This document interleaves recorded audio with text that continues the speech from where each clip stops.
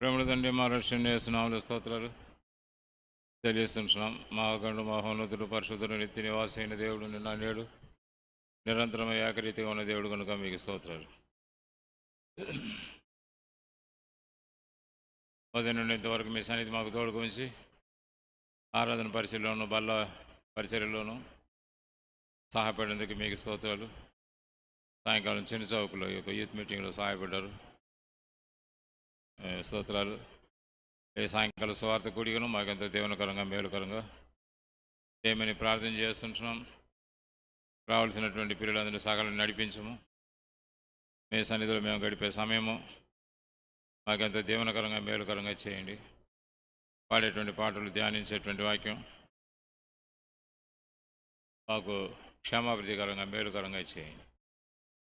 మీ యొక్క ఆత్మాభిషేకం నడిపింపును కోరుకుంటూ పాటలు పాడేటువంటి వారు, వాయిద్యములు వాయించేవారిని మీ కృపలో జ్ఞాపకం చేసుకోమని మా ప్రభువుని ప్రియరక్షకుని యేసు నామములో ప్రార్థించి వేడుకుంటున్నాం తండ్రి, ఆమేన్.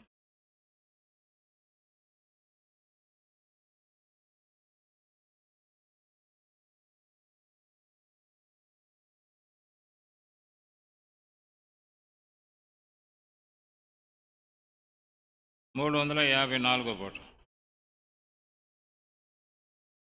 క్రీస్తే సర్వాధికారి, క్రీస్తే అల్ఫా ఓమెగా. రండి Kiran నోకలు.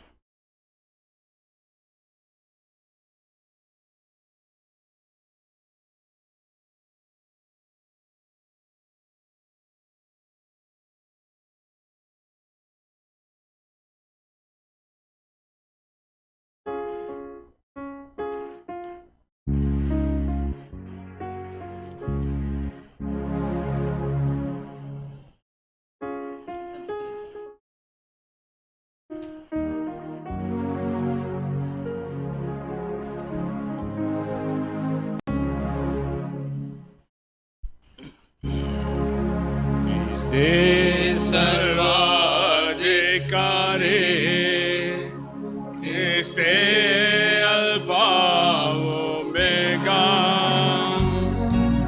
Adi Antamo Christe, Ayugamolo Christe, Sarbadhikari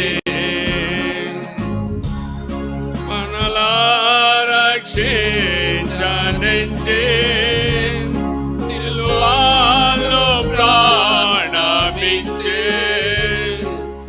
మనలా రక్షించనించి సిలువలో ప్రాణమిచ్చే, తగ్గించుకొని నా వాడే తన ప్రేమనే తగ్గించుకొని నా వాడే తన ప్రేమనెంతో చూపే, క్రీస్తే సర్వాధికారి, క్రీస్తే అల్ఫా ఓమెగా, ఆది అంతము క్రీస్తే, యుగములు క్రీస్తే, క్రీస్తే సర్వాధికారి, ఇది రక్షణ కొరకే ప్రభు సమయమే చూడే, ఇది రక్షణ కొరకే ప్రభు సమయమే చూడే, నేడే రక్షణ దినము అయ్యే కరే చూపిపుడే, నేడే రక్షణ దినము అయ్యే కరే చూపిపుడే, క్రీస్తే సర్వాధికారి, క్రీస్తే అల్ఫా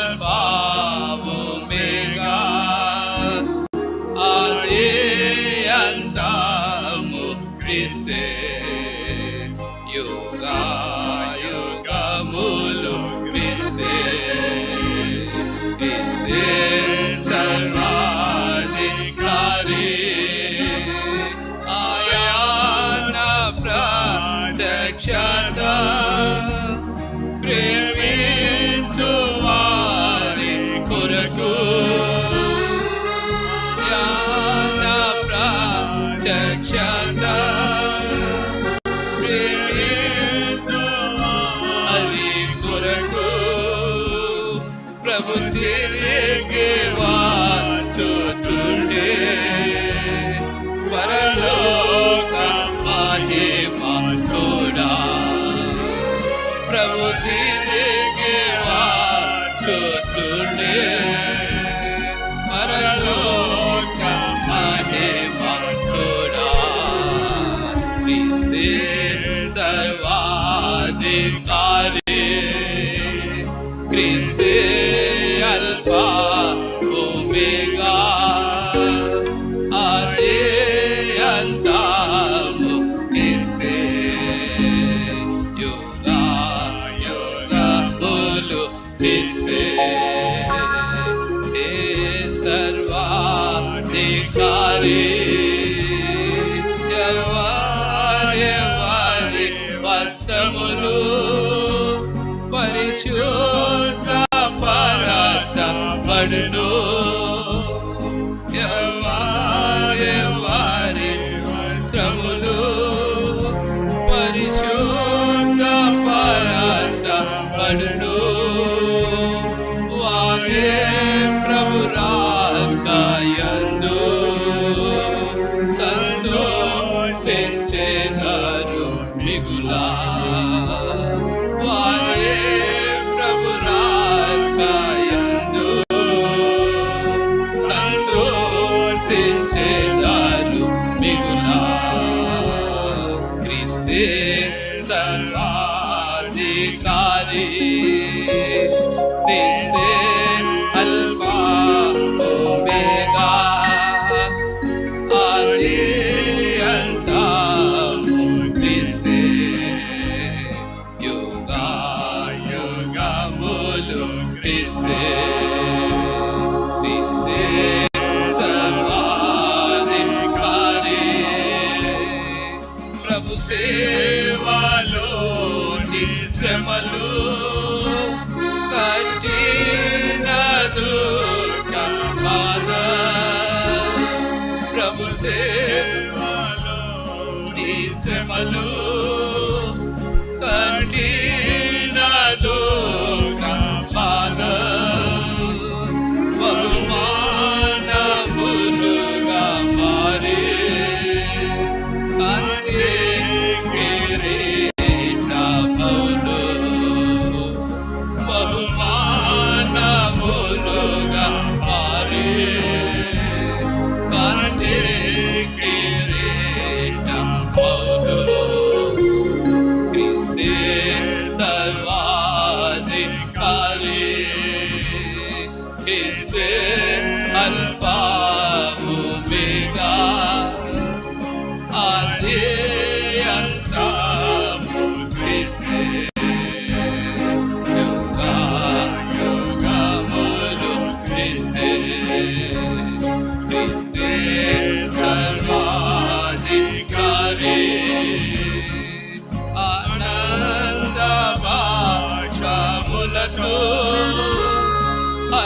హల్లెలూయా పాటలు ఆనంద భాషములతో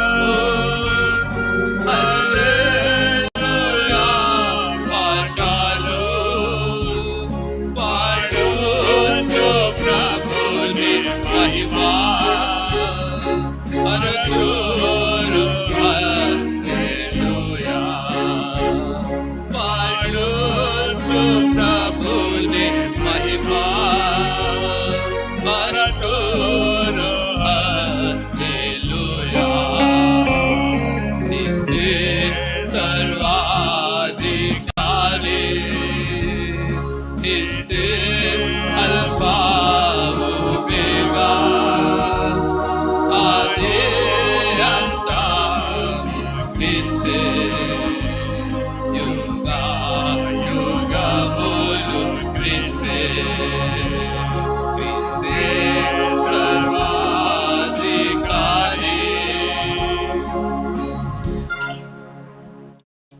428 విడువవు నన్నిక ఎన్నడైనను. 425 పాత పాట పుస్తకం, 428 కొత్త పాట పుస్తకం.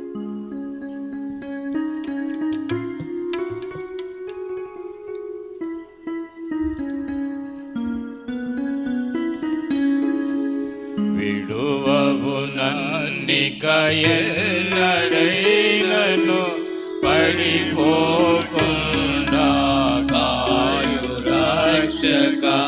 విడువవు నన్నిక ఎన్నడైనను పడిపోకుండా కాయు రక్షక. పడిపోవారెల్లరినీ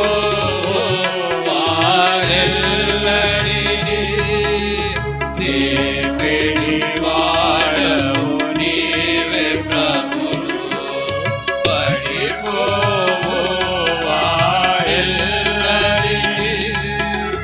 దేవిడివాడవు నీవే ప్రభు.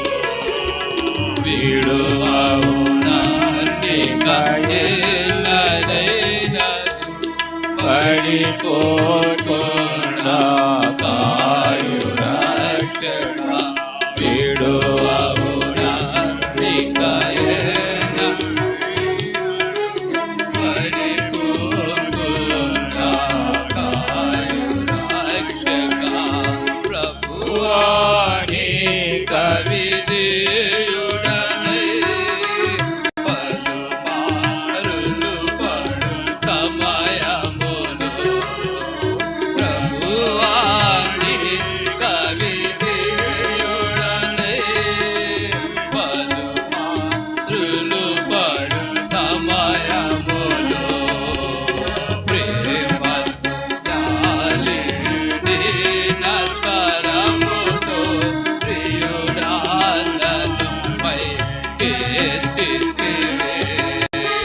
ప్రేమతో జాలి దీనతరముతో ప్రియుడాలను పైకెత్తితివే. విడువవు నన్నిక ఎన్నడైనను పడిపోకుండా కాయు రక్షక. విడువవు నన్నిక ఎన్నడైనను పడిపోకుండా కాయు రక్షక.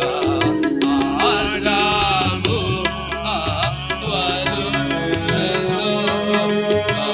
ఆశతో ఆజ్ఞ మీరినను. ఆదాము హవ్వను ఏదెనులో ఆశతో ఆజ్ఞ మీరినను.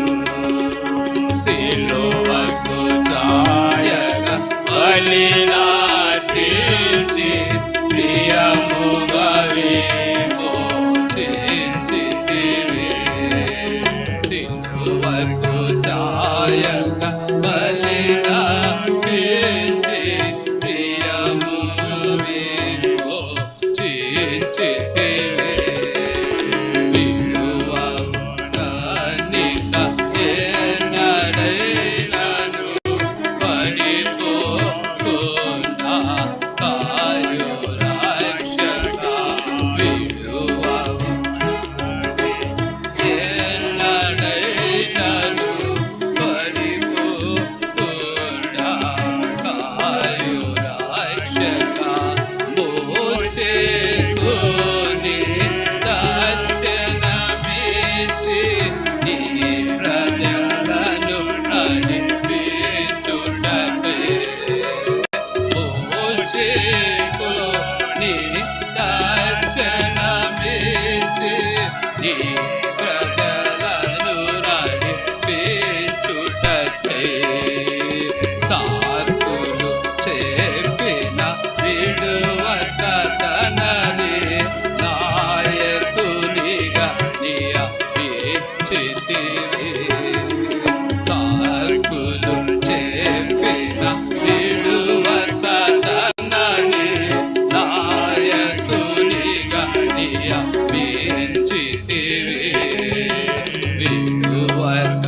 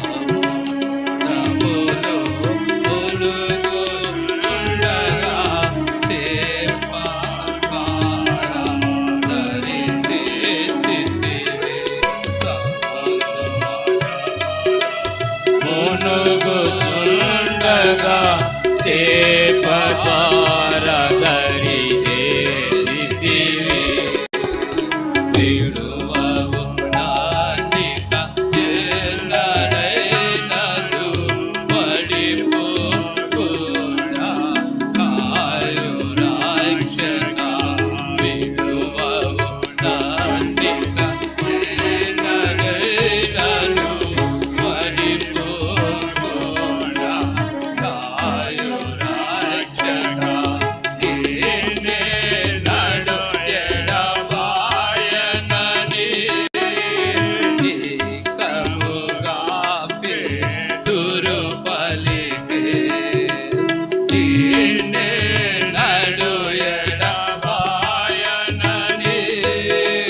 నీకముగా పేతురు పలికే ఉరుమారు కోకినను విడువక ప్రేమతో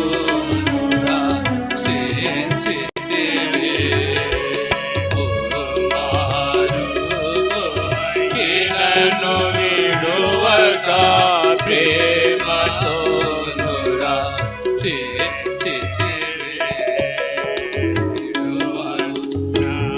ఇక ఎన్నడైనను పడిపోకుండా కాయు రక్షక విడువవు నానిక ఎన్నడైనను పడిపోకుండా కాయు రక్షక మా శక్తియు మా భక్తియు కాదు ఇలాలో దేవి చూడ ప్రభువా మా శక్తియు మా భక్తియు కాదు ఇలాలో దేవి చూడ ప్రభువా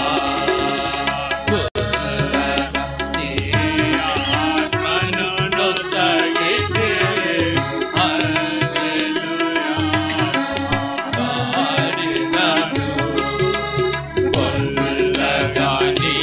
ఆత్మను నొసగితివి హల్లెలూయా పాడెదను విడువవు నానిక ఎన్నడైనను పడిపోకుండా కాయు రక్షక విడువవు నానిక ఎన్నడైనను పడిపోకుండా కాయు రక్షక పడిపోవు వారెల్లరినీ లేపిడి వాడవు నీవే ప్రభువు పడిపోవు వారెల్లరినీ లేపిడి వాడవు నీవే ప్రభువు విడువవు నానిక ఎన్నడైనను పడిపోకుండా కాయు రక్షక విడువవు నానిక ఎన్నడైనను పడిపోకుండా కాయు రక్షక. బైబిల్ కొరసు పాడతాం బలి బలి మాట.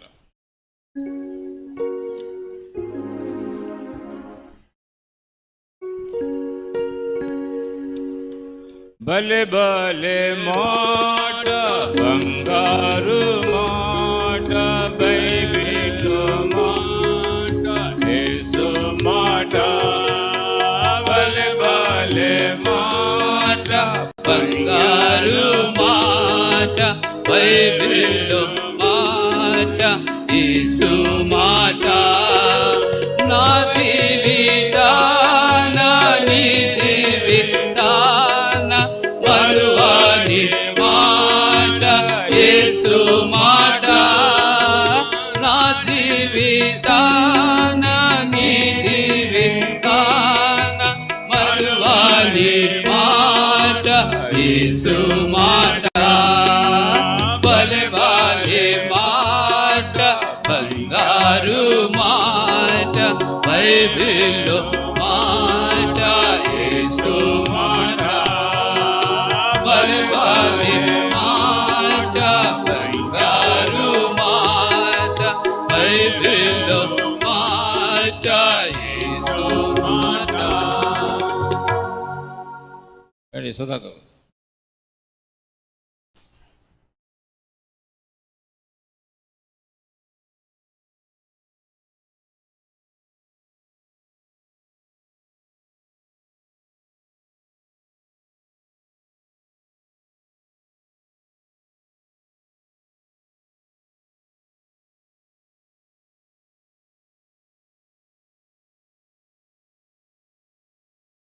అందరికీ ప్రైజ్ లార్డ్.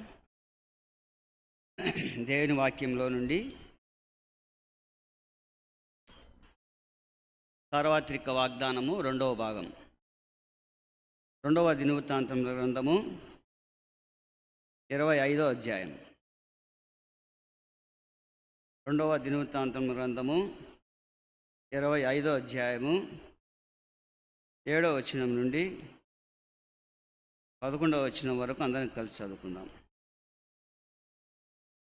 2వ దినవృత్తాంతముల గ్రంథము 25వ అధ్యాయము 7వ వచనం నుండి 11వ వచనం వరకు 10వ వచనం వరకు అందరం కలిసి చదువుకుందాం. దైవజనుడైన ఒకడు అతని యొద్దకు వచ్చి, రాజా, ఇశ్రాయేలు వారి సైన్యము నీతో కూడా తీసుకొని పోవద్దు. యెహోవా ఇశ్రాయేలు వారగు ఎఫ్రాయిమీలలో ఎవనికి నీ తోడుగా ఉండడు. అలాగూ పోవాలనని నీకున్న ఎడల పొమ్ము.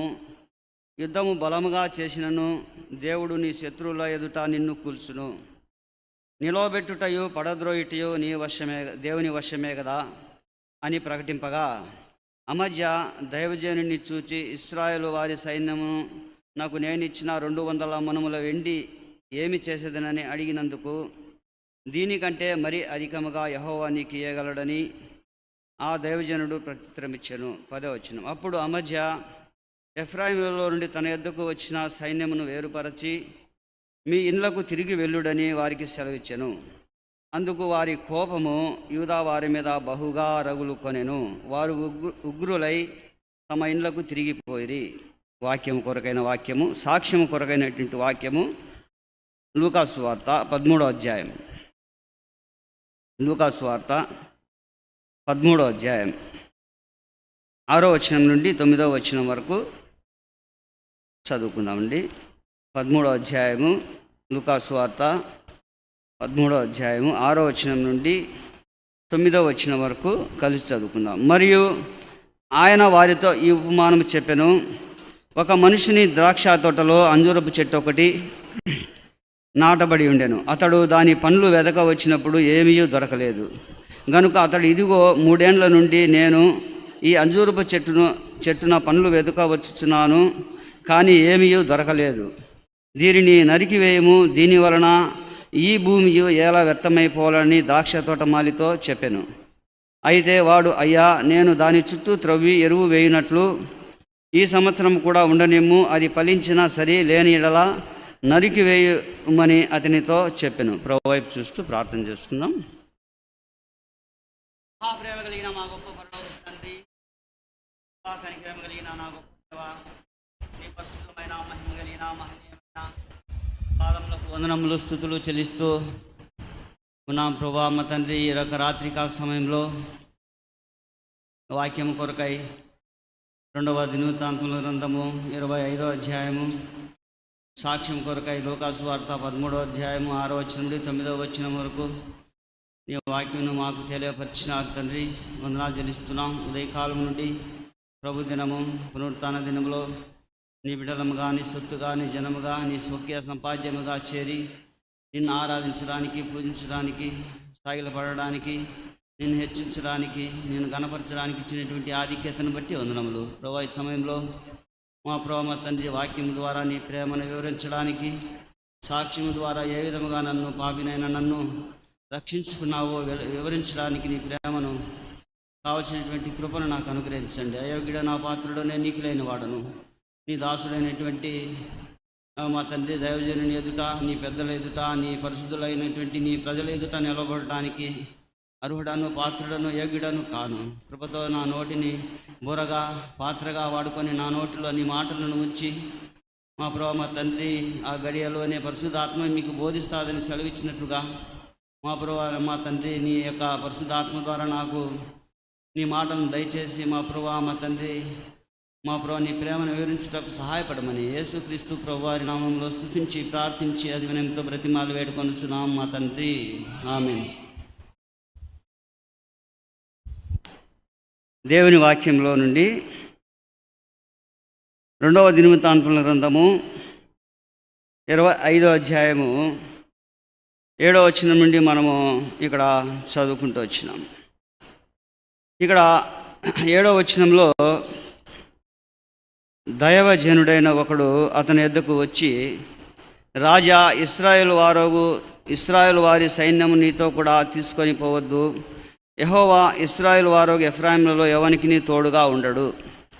3 విధాల అనేటువంటి దేవుని ప్రజలు ఇక్కడ మనకు కనబడుతున్నారు. ఇశ్రాయేలు వారిలో ఎఫ్రాయిము గోత్రము, తర్వాత యూదా గోత్రము, మూడవదిగా మనం చూస్తే అమధ్య రాజు. ఈ ముగ్గురికి కూడా దేవుడు సెలవిచ్చేటువంటి మాట దైవజనుని ద్వారా. ఈ ముగ్గురికి కూడా దేవుని వాక్యము వారి దగ్గరికి వస్తూ వచ్చింది. ఈ ముగ్గురు కూడా ఎఫ్రాయిములు, యూదా వారికి విరోధ భావం ఉంది. తర్వాత అమధ్య రాజును మనం చూస్తూ వస్తే మొదటి 2 వచనాలలో ఆయన యథార్థముగా ప్రవర్తించను, కానీ యథార్థ హృదయంతో ఆయన యథార్థముగా యెహోవా ఎదుట యథార్థముగా ప్రవర్తించను, కానీ పూర్ణ హృదయముతో యెహోవాను అనుసరించలేదు. పూర్ణ హృదయము రాజుకు లేదు. తర్వాత యూదా వారికి ఎఫ్రాయిములకు విరోధ భావం ఉంది. ఈ ముగ్గురు కూడా ఏ విధంగా ఉంటున్నారంటే దేవుని దృష్టిలో సరైనటువంటి వారుగా లేరు. కాబట్టి ముగ్గురికి దేవుని వాక్యం వచ్చింది. ఇక్కడ దేవుని వాక్యము ఎటువంటిదంటే నిర్మలమైనదని. కీర్తనలు 18 యెహోవా వాక్కు నిర్మలము, యెహోవా వాక్కు నిర్మలము. దేవుని మాటలు పవిత్రమైనవి, అవి వెండి మూసలో 7 మార్లు కడిగి ఊదినంత పవిత్రములు అని రాయవద్దు వచ్చింది. యోహాను సువార్త 1వ అధ్యాయంలోనికి మనం పోతే, ఆది యందు వాక్యముడెను, వాక్యము దేవుని యొద్ద ఉండెను, వాక్యమే దేవుడైండెను అని రాయబడుతూ వచ్చింది. ఆ వాక్యమే శరీరధారి, కృపా సత్య సంపూర్ణుడుగా మన మధ్యలోనికి నివసిస్తూ వచ్చింది. ఆ వాక్యమే శరీరధారిగా వస్తూ వచ్చింది.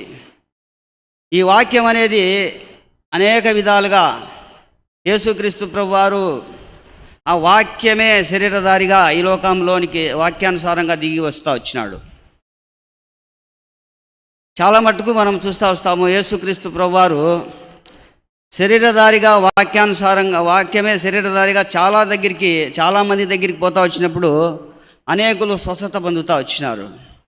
కుంటివారి దగ్గరికి, గుడ్డివారి దగ్గరికి, మూగవారి దగ్గరికి, రక్తస్రావం కలిగిన వారి దగ్గరికి, పక్షవాతం కలిగిన వారి దగ్గరికి, కుష్ఠవ్యాధి కలిగినటువంటి వారి దగ్గరికి, తుదకు చనిపోయినటువంటి వారి దగ్గరికి పోయినప్పుడు కూడా ఆ వాక్యము శరీరధారిగా అక్కడికి పోతా వచ్చినప్పుడు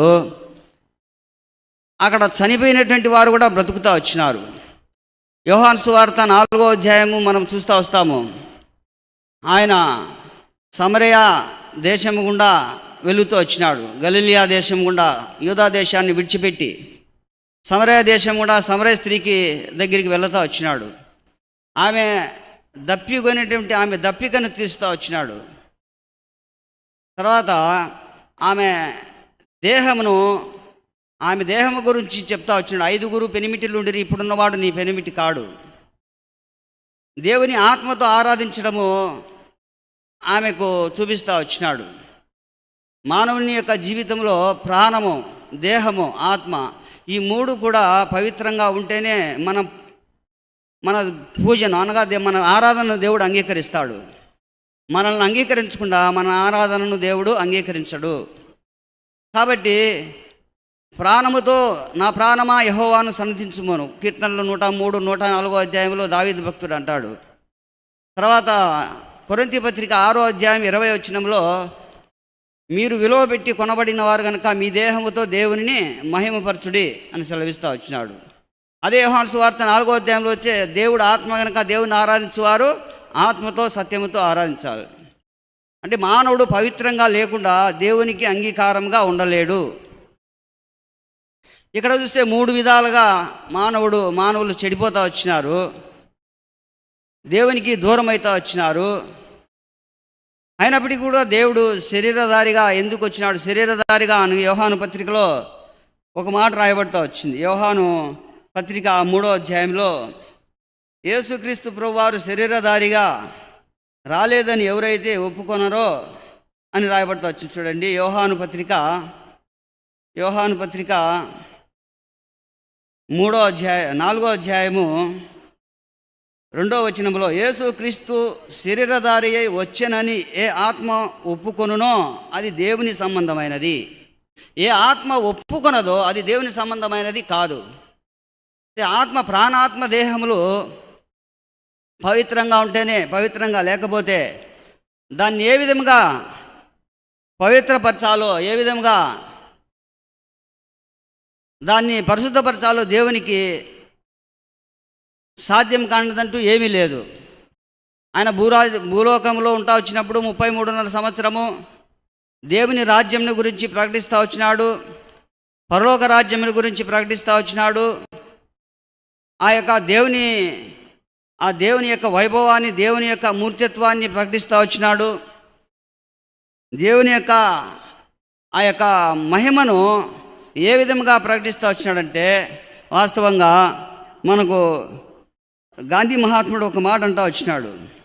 ఏమన్నాడంటే, క్రీస్తుకు, భగవంతునికి క్రీస్తుకు గల సామీప్యానికి ఆయన జీవితమే నిదర్శనం అంటూ వచ్చినాడు.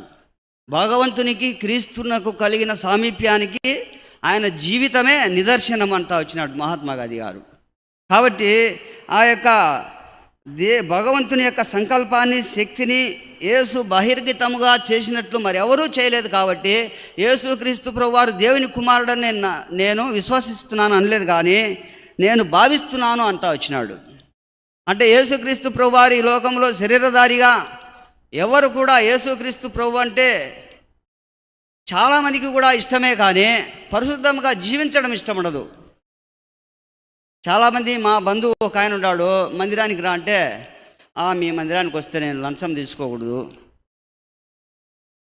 పెట్రోల్ కొట్టేయకూడదు, బండిలో డీజిల్ కొట్టేయకూడదు అంటే, వాస్తవంగా అంటే పవిత్రత లేకపోతే, పరిశుద్ధత లేకుండా ఎవడును కూడా దేవునిని చూడలేడు. ఇక్కడ చూస్తే మనకు ఎఫ్రాయిమీయులు ఏ విధంగా ఉంటున్నారంటే, ఎఫ్రాయిమీలలో ఎవనికి తోడుగా ఉండడు. యేసుక్రీస్తు దేవాది దేవుడు ఏమని సెలవిస్తున్నాడంటే, ఎఫ్రాయిమీలలో ఎవనికి తోడుగా ఉండడు. వాస్తవంగా మనకు ఎఫ్రాయిములు అంటే మనకు తెలుస్తూ వస్తుంది. ఏమంటే ఎఫ్రాయిములు అంటే ఎవరంటే, ఎఫ్రాయిమీయులు నీతిమంతుని సంతానం. యోసేపు యొక్క చిన్న కుమారుడు ఎఫ్రాయిము గోత్రం. ఇక నీతిమంతుని సంతానం 37వ కీర్తనలో రాయబడుతూ వచ్చింది, నేను బాలుడనై ఉంటిని, ఇప్పుడు నేను ముసలివాడనై ఉన్నాను. నీతిమంతుని సంతానము విడబడుటయో భిక్షమెత్తుటయో నేను చూచి ఉండలేదంటాడు. అంటే నీతిమంతుని సంతానం విడవబడము, ఇప్పుడు ఇంతవరకు విడువవు నన్ను ఎన్నడైనను పాట నాకెంతో ఆశ్చర్యపరిచింది. పాటది, విడువవు నన్ను ఇంకెన్నడైనను. విడిచిపెట్టేవాడు కాదు మన దేవుడు, విడిచిపెట్టేటకు చేతగాని వాడు కాదు మన దేవుడు. దేవునికి అసాధ్యమైంది ఏది లేదు అని మనము గ్రహించాలా. మారుమనస్సు పొందకపోతే, రక్షణ పొందకపోతే, పాప క్షమాపణ పొందకపోతే దేవుడు మనల్ని విడిచిపెట్టాడు. ఎవరినైనా సరే విడిచిపెట్టే దేవుడు కాదు. ఎఫ్రాయిములు నీతిమంతులు, ఎఫ్రాయిములు కాదు, హృదయానుసారుడైనటువంటి దావీదుని విడిచిపెట్టలేదు. తన స్నేహితునిగా భావించినటువంటి అబ్రహామును కూడా, ఇస్సాకును హృదయంలో పెట్టుకుంటూ వచ్చినప్పుడు ఆ యొక్క బలిపీఠము మీదికి తీసుకొని పోయేంత వరకు కూడా అబ్రహాముని విడిచిపెట్టలే, సరిచేసేంత వరకు విడిచిపెట్టలే. స్నేహితుడనిగా భావించినాడు అబ్రహామును. వాస్తవంగా చూడండి, ఎవరిని కూడా దేవుడు విడిచిపెట్టేవాడు కాదు. దేవుని సన్నిధిలో నీవు మోకరించి ప్రార్థన చేస్తే దేవుడు దానిని ఒక సవాలుగా తీసుకుంటూ వస్తాడు. ఎఫ్రాయిములను దేవుడు తోడుగా లేడు. తోడుగా ఉండడా నీతిమంతుని సంతానం కదా. వాస్తవంగా ఆదికాండం 47వ అధ్యాయంలో 42వ అధ్యాయంలో మనకు తెలుసు. ఆ వృత్తాంతమంతా మనకు బాగా తెలిసినటువంటి వాక్య భాగమే. ఇక కానానులో ప్రపంచమంతా కరువు వస్తుంది, కానానులో కూడా కరువు వస్తుంది. కానానులో కరువు వస్తుంది. వాస్తవంగా కానానులో పాలు తేనెలు ప్రవహించేటువంటి దేశం కానాన్ అంటే. అటువంటి దేశంలో కరువు వస్తుంది. ఎందుకు కరువు వస్తుంది? ఐగుప్తులో ధాన్యం ఉంది. ఐగుప్తు లోకానికి సాదృశ్యం అయినప్పటికీ కూడా ఐగుప్తులో ధాన్యం ఉంది. కానానులో కరువు వచ్చింది. ఎందుకు కరువు వచ్చిందంటే ఇశ్రాయేలు గోత్రముల వారు పశ్చాత్తాపడాలా. వీళ్ళు యోసేపు దగ్గరికి పోవాలా, వాళ్ళలో పశ్చాత్తాపం రావాలా. వాళ్ళు 430 సంవత్సరాలు అక్కడ జీవించాలా. తర్వాత వాళ్ళు ఇన్ని లక్షల మందిగా బయలుదేరి రావాలా. దేవుని యొక్క వాగ్దానం సంకల్పం నెరవేర్తు రావాలి. కాబట్టి ఆ యొక్క 42వ అధ్యాయంలో మనం చూస్తే ఆదికాండంలో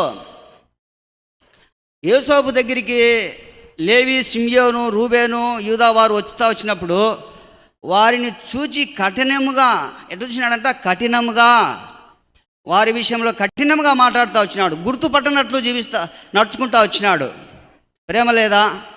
అప్పుడు వాళ్ళు అదే అధ్యాయంలోనే మాట్లాడుకుంటూ వస్తారు. ఏమని మాట్లాడుకుంటూ వస్తారంటే, మనము మన సహోదరుని పట్ల చేసిన దాన్ని బట్టి ఏం చేసినారంట, వారి ప్రవర్తన మారింది. వెంటనే యోసేపు ఏడుపును ఆపుకోలేక ఎక్కడికి పోయినాడంట, గదిలోనికి పోయి బిగ్గరగా ఏడుస్తూ వచ్చినాడు. చూడండి, ఒక మామూలు సామాన్యమైనటువంటి ఒక రాజు అని చెప్పొచ్చులే యోసేపును. ఒక రాజు తర్వాత ఒక రాజు అని చెప్పచ్చు. అటువంటి నీతిమంతుడైనటువంటి యోసేపు హృదయంలో దేవుని ప్రేమ కుమ్మరించబడతా వచ్చింది. అటువంటి యోసేపు హృదయమే తట్టుకోలేకపోతే నీవు నేను మానవులైనటువంటి ఏర్పరచబడినటువంటి వారు నశించి నరకానికి పోతే దేవునికి ఇష్టమా? ఏ ఒక్కరూ నశించి నరకానికి పోవడం దేవునికి ఎంత మాత్రం కూడా ఇష్టమే ఉండదు అసలు. అందుకనే ఎఫ్రాయిములతో కఠినంగా దేవాది దేవుడు వ్యవహరిస్తూ వచ్చినాడు. ఇక్కడ దేవుని మాటలు తప్ప ముగ్గురు కూడా దేవుని విధానంలో సరైనటువంటి వారుగా లేరు. దైవజనుని యొక్క మాట తప్ప. వాస్తవంగా చూడండి, మనం దైవజనుని మనము తృణీకరిస్తాం, దైవజనుని మాటలను మనం తృణీకరిస్తాం. చూడండి, దేవుని మాటలను మనం తృణీకరిస్తూ వస్తాం. ఇక్కడ మహాత్మా గాంధీ చెప్పినటువంటి మాటలను బట్టి మనం చూస్తే, ఆ యొక్క మాటలను బట్టి మనం చూస్తే మనము ఏ విధంగా దేవుని మాటలను నిరర్థకం చేస్తాం, దేవుని మాటలను త్రోసివేస్తాం. అయితే ఇక్కడ అంటున్నాడు, కూల్చుటకును పడద్రోయుటకును నిలవబెట్టుటకును దేవుని వశమే కదా.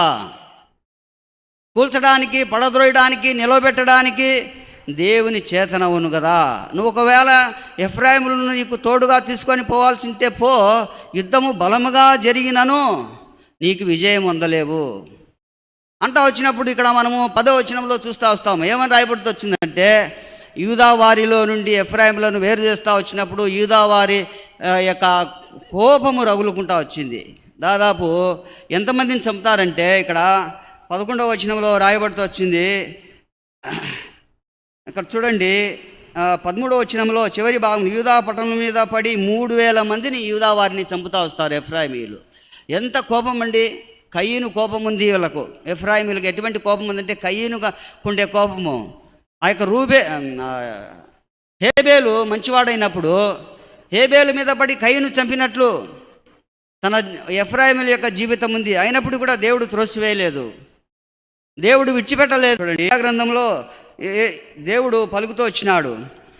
7వ అధ్యాయము 8వ వచనంలో రాయబడుతూ వచ్చింది, ఎఫ్రాయిము అన్యజనులతో కలిసిపోయినాడు. ఎట్లా ఏ విధంగా ఉన్నాడంట? ఎఫ్రాయిము అన్యజనులతో కలిసిపోయినాడు. తర్వాత ఇంకేమో రాయబడుతూ వచ్చింది, ఎఫ్రాయిము ఎవడనూ తిప్పివేయలేని అప్పము వంటి వాడైపోతా వచ్చినాడంట. ఎవడను తిప్పివేయలేని అప్పము వంటి వాడైపోతా వచ్చినాడు. ఎవడును అంటే ఈ లోకంలో ఎవడు? మార్కు సువార్త 5వ అధ్యాయంలో మనం చూస్తూ వస్తే, ఆ సేన అటువంటి దయ్యం పట్టినటువంటి వాడిని ఎవరునూ స్వస్థపరచలేకపోతుంది, సాధుపరచలేకపోతా వచ్చినారని రాయబడుతూ వచ్చింది. అయితే దేవునికి అసాధ్యమైంది ఏమీ లేదు. అందుకని అంటాడు, నాకు అసాధ్యమైంది ఏదైనా కలదా అని అబ్రహాముతో అంటూ వస్తాడు దేవుడు. దేవునికి అసాధ్యమైంది ఏమీ లేదు. ఎవడను తిప్పివేయలేని అప్పము వంటి వాడైపోతా వచ్చినాడని రాయబడతా వచ్చింది. తర్వాత ఏమని రాయబడతా వచ్చింది? అన్యులు అతని బలమును మృంగివేసి నను అది అతనికి తెలియకపోయాను, తన తల మీద నెరిసిన వెంట్రుకలు కనబడుచున్నను అది అతనికి తెలియలేదు. చూడండి ఎంత వాస్తవమో అది. నరిసిన వెంట్రుకలు వచ్చినప్పుడు కూడా ఎఫ్రాయిము నాకు తెలియరాలేదన్నమాట. చాలామందికి చాలా విషయాల్లో ఎంతగా ఉందంటే ఇక్కడ మనము దేవుని ఉగ్రత ఇంకా రాయబడుతూ వచ్చింది. ఇక్కడ మనము ఇదే అధ్యాయంలో మనం చూస్తూ వస్తాము. 14వ అధ్యాయంలో చూడండి, 5వ అధ్యాయం చివరి భాగంలో అంటాడు. ఏమని అంటాడంటే, క్షమించండి, 4వ అధ్యాయము 17వ వచనంలో అంటాడు. చూడండి ఏమని అంటాడు? ఎఫ్రాయిము విగ్రహములతో కలుసుకొనెను, వానిని అలాగునే ఉండనిమ్ము. చూడండి ఎఫ్రాయిం ఎటువంటి వాడైపోయినాడంటే విగ్రహములతో కలిసిపోతా వచ్చినాడు. వానిని అలాగే ఉండనిమ్ము. కీర్తనల 36వ అధ్యాయంలో మనం చూస్తూ వస్తాం. ఆ యొక్క భక్తిహీనుని యొక్క హృదయములు అతిక్రమములు దేవోక్తి వలె పలుకుచున్నవి, అది వాని ఎదుట అవి ముఖస్థుతి చేస్తున్నాయంట. ఎట్లున్నాయంట? నువ్వు మంచివాడవేలే, నీకేమైందిలే, నువ్వు ప్రార్థన చేసుకుంటున్నావు, వాక్యం చదువుకుంటున్నావు, తర్వాత మందిరానికి వస్తున్నావు, అన్ని కుడికిలకు వస్తున్నావు, తర్వాత ఎప్పుడెప్పుడో ఒకసారన్నా ఆరాధన చేస్తాను, క్రిస్మస్కో జనవరి 1కో ఎప్పుడో ఒకసారి ఆరాధన చేస్తాను, ప్రార్థన చేస్తాను. ఎటువంటి వాటి విగ్రహం తన ఆ యొక్క అతిక్రమములు దేవోక్తుల వలె పలుకుతున్నాయి, అతిక్రమాలే దేవోక్తుల వలె పలుకుతున్నాయి, ముఖస్థుతి చేస్తానాయంట. తన ఎదుట ముఖస్థుతి చేస్తున్నాయి. కాబట్టి అతడు విగ్రహంలోతో కలిసిపోతా వచ్చినాడు. అయినప్పటికీ కూడా దేవుడు విడిచిపెట్టలేదు. దేవుని యొద్దకు రావాలని ఇక్కడ అంటాడు. ఇదే హోషేయ గ్రంథము 9వ అధ్యాయంలో ఒక మాట అంటాడు ప్రభు. 14వ అధ్యాయం చూడండి, 14వ అధ్యాయంలో ఒక మాట అంటాడు. ఇశ్రాయేలు, నీ పాపము చేత నీవు కూలితివి గనుక నీ దేవుడైన యెహోవా తట్టునకు తిరుగుము. నీ పాపము చేత నీవు కూలిపోయినావు. తర్వాత 4వ వచనంలో ఒక మాట అంటాడు చూడండి, వారు విశ్వాసఘాతకులు కాకుండా నేను వారిని గుణపరచుదును అంటాడు. తర్వాత ఇక్కడ మనకు తెలిసినటువంటి వాక్య భాగమే 6వ అధ్యాయంలో 4వ వచనంలో అంటాడు. ఏమని అంటాడంటే, ఎఫ్రాయిము, నిన్ను నేనేమి చేతును, యూదా నిన్ను నేనేమి చేతును, తెల్లవారగానే కనపడు మేఘము ఎగిరిపోవునట్లు, ప్రాంతకాలమున పడు మంచు ఆరిపోవునట్లు నీ భక్తి నిలవకపోవును. ఎట్లుంటుందంట మేఘము? తెల్లవారుతనే మేఘం ఉండదు. ఆ మంచు ఏ విధంగా ఉంటుందంటే, ఆ యొక్క ప్రాంతకాలమున మంచు ఏ విధంగా ఆరిపోతుందో ఆ విధంగా భక్తి. అది ఎఫ్రాయిము, నిన్నేమి చేతును. చూడండి వాస్తవంగా ఎఫ్రాయిములను దేవుడు, యూదా వారిని దేవుడు విడిచిపెట్టాడు. దేవుని ఏర్పాట్లో ఎవరున్నా సరే రక్షణ పొందకుండా ఉంటే, దేవుని మందిరంలో కూర్చొని పోతా ఉంటే, దేవుడు ఎంత మాత్రం కూడా దేవుడు విడిచిపెట్టే దేవుడు కాదు. దేవునికి అసాధ్యమైంది ఏది లేదు. దేవునికి సమస్తమును సాధ్యమే. ఆయన ఎవడనూ తిప్పివేయలేకపోయినా దేవుని చేత తిప్పివేయడానికి, అన్ని జనులతో కలిసిపోయినా నిన్ను రప్పించడానికి దేవుని చేతన అవుతుంది. ఆయన నిబంధన, ఆదాము తన నిబంధనను మీరినట్లు రాయబడుతూ వచ్చింది 7వ వచనంలో. 6వ అధ్యాయం 7వ వచనంలో రాయబడుతూ వచ్చింది హోషేయ గ్రంథంలో, ఆదాము నిబంధన మీరినట్లు వారు నా ఎడల విశ్వాసఘాతకులై నా నిబంధనను మీరి ఉన్నారు. నిబంధనను మీరినాం, దేవుని నిబంధనను. ఏదోను తోటలో ఆదాము నిబంధనను మీరినాడు. మనం ఎక్కడున్నామంట? ఏదోను తోటకు సాదృశ్యమైనటువంటి బేర్షెబాలో, అంటే బేర్షెబా దేవుని సన్నిధిలో, యెరూషలేములో, దేవుని యొక్క పట్టణములో, దేవుని సముఖమందు మనము దేవుని ఏం చేస్తున్నామంటే నిబంధనను మీరుతున్నాం. కాబట్టి దేవుడు విడిచిపెట్టాడు. దేవుడు విడిచిపెట్టే దేవుడు కాడు. అందుకని అంటాడు ఇక్కడ 5వ అధ్యాయం చివరి వచనంలో చూడండి, హోషేయ గ్రంథము 5వ అధ్యాయం చివరి వచనంలో ఒక మాట ఉంది చూడండి. ఏమని అంటాడంటే చూడండి 15వ వచనంలో, వారు మనసు త్రిప్పుకొని నన్ను వెతుకు వరకు నేను తిరిగి నా స్థలమునకు మనసు త్రిప్పుకొని నన్ను వెదుకు వరకు నేను తిరిగి నా స్థలమునకు పోవుదును. తమకు దురవస్థ సంభవింపగా వారు నన్ను బహు శీఘ్రముగా, దురవస్థ వచ్చినప్పుడు, ఎందుకు మా రక్షణ లేకపోతే దురవస్థ వస్తుంది? దేవుని రాకడ బహు సమీపంగా ఉంది. ఆ యొక్క దేవుని రాకడ సమీపంగా ఉంటా వచ్చినప్పుడు ఆ దురవస్థ రాకముందే శీఘ్రముగా మనం ఏం చేయాలా? దేవుని దగ్గరికి రావాలా, మారు మనసు పొందాలా, మారు మనసు పొందుతూ రావాలా. ఆ విధంగా ఉంటా వచ్చినప్పుడే దేవుడు ఏం చేస్తూ వస్తాడంటే, దేవుడు కనికరం కలిగినటువంటి దేవుడు, జాలి కలిగినటువంటి దేవుడు, దయ కలిగినటువంటి దేవుడు, పక్షాత్తాపము కలగజేసేటువంటి దేవుడు, హృదయమును బాగు చేసేటువంటి దేవుడు. కాబట్టి 37వ కీర్తనలో ఆయన నీ హృదయ వాంఛలను బాగుగా మనము ఉండాలా, మంచి ప్రవర్తన కలిగి ఉండాలా, మంచి మాటలు మాట్లాడాలా, బాగా ఆరాధన చేయాలా, బాగా ప్రార్థన చేయాలా, పరిశుద్ధంగా జీవించాలని హృదయంలో వాంఛ ఉంటుంది. కానీ అది నీవు నేను నెరవేర్చుకొనలేము. నువ్వు పాపాన్ని మానివేయాలని ఉంటుంది, పాపం చేత కూలిపోయినావని నువ్వు ఎరగక పాపాన్ని మానివేయాలని పాపంలోనే ఉండి అనుకుంటావు, కానీ అయితే నువ్వు చేయలేవు. అందుకని 37వ కీర్తనలో ఆయన నీ హృదయ వాంఛలను తీర్చును, యెహోవాను నమ్ముకొనుము, ఆయన నీ కార్యమును నెరవేర్చును రాయబడతా వచ్చింది. ఒకని నడత యెహోవా వలనే స్థిరపరచబడును రాయబడతా వచ్చింది. దావీదు భక్తుడు బాలుడైనప్పుడు ముసలవాడైనటువంటి అనుభవంలో రాస్తూ వచ్చినాడు. ఎవరిని విడిచిపెట్టడు. ఈ రాత్రికాల సమయంలో ఎవరైనా సరే మారు మనసు పొందకుండా, పాప క్షమాపణ పొందకుండా ఉంటే చూడండి, అపోస్తల కార్యం 2వ అధ్యాయంలో హృదయంలో వాళ్ళు నొచ్చుకున్నారంట, గుర్చబడింది, పొడవబడినటువంటి వారై మేమేమి చేయాలా అని పేతురుడైన దైవజనుడైనటువంటి పేరుతో అంతా వచ్చినప్పుడు మీరు మారు మనస్సు పొందాలా, పాప క్షమాపణ, మారు మనసు నిమిత్తమై పాప క్షమాపణ పొంది బాప్తిసం తీసుకుంటే చాలంతే అని చెప్తా వస్తాడు. కాబట్టి ఆ యొక్క ఎఫ్రాయిమీయులను గురించి దేవుని ప్రేమ, ఎఫ్రాయిమీయులు అంటే ఎఫ్రాయిమీయులు కాదు, యేసోపు సంతానం కాదు, వాళ్ళు ఎప్పుడో చనిపోయినారు. అయితే మనల్ని దేవుడు ఎఫ్రాయిమీయులుగా, ఇశ్రాయేల్ వారినిగా చేస్తూ వచ్చినాడు.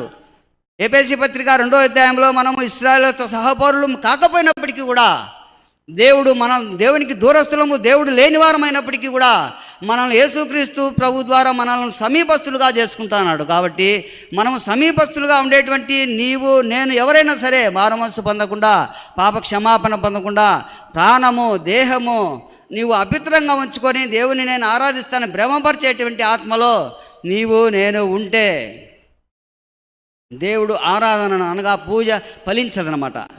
పూజ ఏం చేయదు, ఫలించదు పూజ. కాబట్టి రాత్రికాల సమయంలో ఈ కొద్ది వాక్యాన్ని, ఈ కొద్ది మాటలను నీవు అంగీకరించినట్లయితే నీకు పాప క్షమాపణ కలుగుతూ వస్తుంది. ఎఫ్రాయిమీయుల గురించి చూడండి.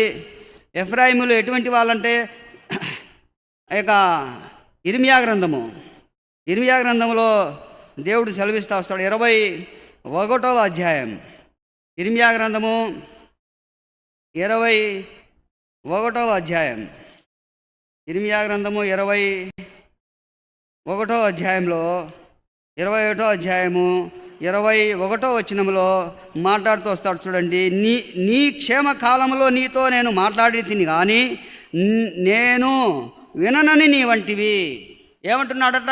నీ క్షేమకాలంలో నీతో మాట్లాడి తిని కానీ నేను విననని నీ వంటివి.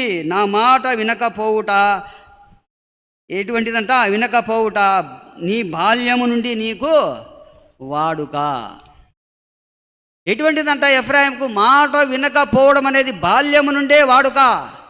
క్రైస్తవ ఆచారాలు, క్రైస్తవ పద్ధతులు, క్రైస్తవ యొక్క ప్రార్థనలు చేసుకుంటూ, క్రైస్తవుల వలె మనము ఆరాధిస్తూ, క్రైస్తవుల వలె మనం నటిస్తూ. మా బంధువు ఒక ఆమె ఉందన్నమాట. రాత్రి 12 గంటలప్పుడు మోకరిస్తుంది, ఇక తెల్లారి వరకు లేదు పైకి. అంటే మోకాల మీదనే నిద్రపోతుంది. ఇంకా మోకాల మీదనే అంటే ఎటువంటి క్రైస్తవ ఆచారం, క్రైస్తవ పద్ధతులు అంటే బాల్యము నుండి మనకు ఏ విధంగా ప్రార్థన నేర్పించినారు, మందిరానికి పోవడం నేర్పించినారు, బాల్యము నుండే వాడుక. కాబట్టి ఇర్మియా గ్రంథము 30వ అధ్యాయంలో చూడండి, ఒక మాట అంటాడు. 31వ అధ్యాయంలో ఏమనంటాడు దేవుడు? శాశ్వతమైన ప్రేమతో నేను నిన్ను ప్రేమించుచున్నాను కనుక విడువక నీ ఎడల కృప చూపుచున్నాడు. శాశ్వతమైన ప్రేమతో దేవుడు ప్రేమిస్తున్నాడు. ఎఫ్రాయిముల వంటి వారమైన మనము ఎఫ్రాయిములతో కూడా పోల్చుకోలేం. ఎఫ్రాయిములతో మనం పోల్చుకోలేము. అసలు నాకు సంబంధించి నేనైతే పోల్చుకోలేను. ఆకానుతో కూడా నేను పోల్చుకోలేను. శపితమైన దాన్ని దొంగలించినాడు ఆకాను. నేనైతే సహోదరుని యొక్క వస్తువు దొంగలించిన. అభిషేకించబడిన వారిని నేను దొంగలిస్తా వచ్చిన, దూషిస్తా వచ్చిన. అదైతే శపించిన దాన్ని దొంగలించినాడు ఆకాను. ఎవరితో కూడా మనము పోల్చుకోలేము. అయితే బాల్యం నుండే వాడికైతే శాశ్వతమైన ప్రేమతో దేవుడు మనలను ప్రేమిస్తున్నాడు. కాబట్టి అందుకని ఇక్కడ అంటాడు చూడండి, 18వ వచనంలో అంటాడు, నీవు నన్ను శిక్షించితివి, కాడికి అలవాటు కాని కోడ దెబ్బలకు లోబడినట్లు నేను శిక్షకు లోబడుచున్నాను. ఏమంటున్నాడంట ఎఫ్రాయిము? నీవు నన్ను శిక్షించితివి, కాడికి అలవాటు పడని కోడ దెబ్బలకు లోబడినట్లు నేను నీ శిక్షను పొందుచున్నాను. ఒక మాట అంటాడు అక్కడ, నీవు నా దేవుడవైన యెహోవావు, నీవు నా మనసును త్రిప్పిన ఎడలా నేను తిరుగుదును అని ఎఫ్రాయిము అంగలార్చినాడంట. అంగలార్పు అంటే మారు మనసు, పాప క్షమాపణ, ప్రార్థన. పశ్చాత్తాపానికి మించిన మందు లేదు, పాపానికి మించిన ఏం లేదు, రోగం లేదు. పాపానికి మించిన రోగం లేదు, పశ్చాత్తాపానికి మించిన మందు లేదు. ఇక్కడ అంగలారుస్తూ వచ్చినాడు. అంగలార్చినప్పుడు చూడండి అంటాడు దేవుడు, అంగలార్చుచుండగా నేను ఇప్పుడే వినుచున్నాను. ఎంత శీఘ్రంగా విన్నాడు కదా దేవుడు, ఆలస్యం చేసినాడా? నేను ఇప్పుడే వినుచున్నాను. చూడండి ఎంత కనికరం కలిగినా, ఎంత ప్రేమ కలిగినా, ఎంత జాలి కలిగినా, ఎంత దయ కలిగినా, ఎంత వాత్సల్యత కలిగినా, ఎంత కరుణార్థ కటాక్షం కలిగినటువంటి దేవుడు మన దేవుడు. ఇటువంటి దేవుణ్ణి మనం తృణీకరిస్తాం, ఆయన వాక్కులను తృణీకరిస్తాం, ఆయన మాటలను తృణీకరిస్తాం. ఆయన చెప్తే వినేదేంది, ఈయన చెప్తే వినేదేంది. దేవుని మాటలు విను,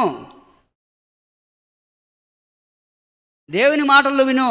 అంగలార్చుతూ వచ్చినప్పుడు ఇప్పుడే నేను వినుచున్నాను, నేను తిరిగిన తర్వాత పశ్చాత్తాపపడి తిని, నేను సంగతి తెలుసుకొని తొడ చరుచుకొంటిని. నా బాల్యకాలమందు కలిగిన నా నిందను భరించుచు నేను అవమానం నొంది ఏం నేనంట సిగ్గుపడుతూ వచ్చినాడు పాపాల గురించి. ఎప్పుడు సిగ్గుపడినాడు?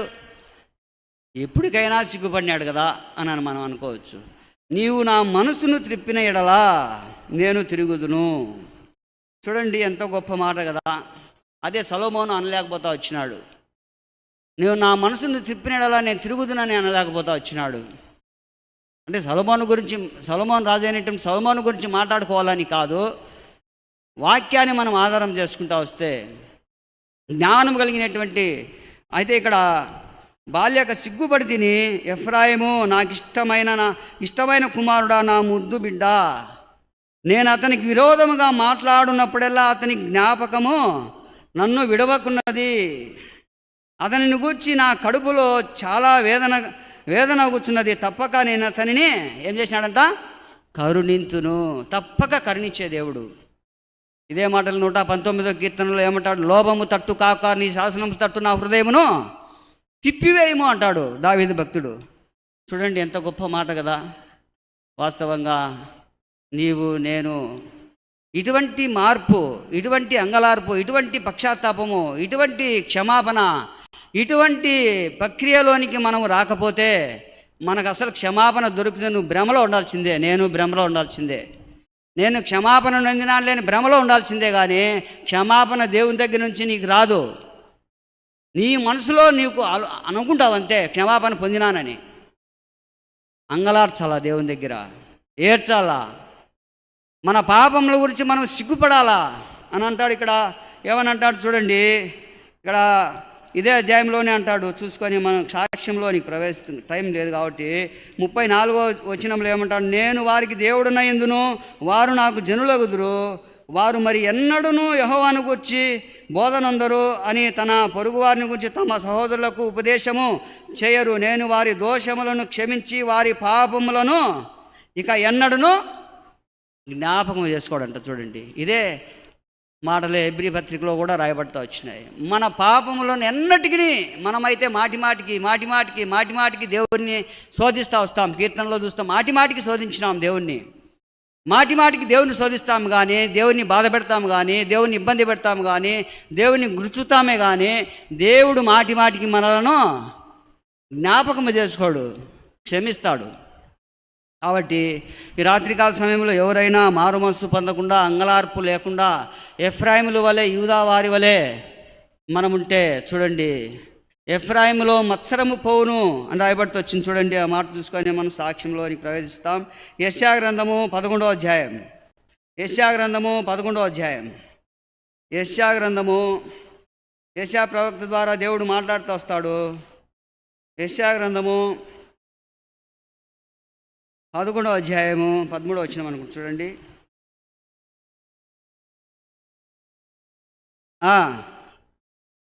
మత్సరం పోవును,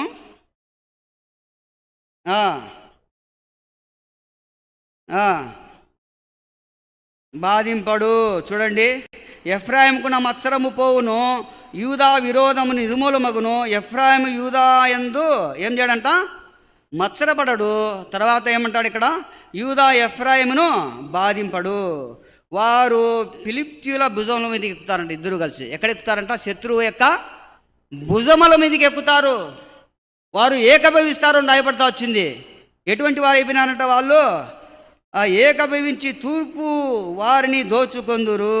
ఎటువంటి వారంట? వారు ఏకభవించి ఫిలిష్తీయుల భుజముల మీదకి ఎక్కుతారు, తర్వాత యుద్ధం చేస్తారు, ఆ యొక్క ఆ రాజ్యాన్ని దోచుకుంటారు. ఇటువంటి వారినిగా చేయడానికి ఎఫ్రాయిమీలు అర్హులేనా?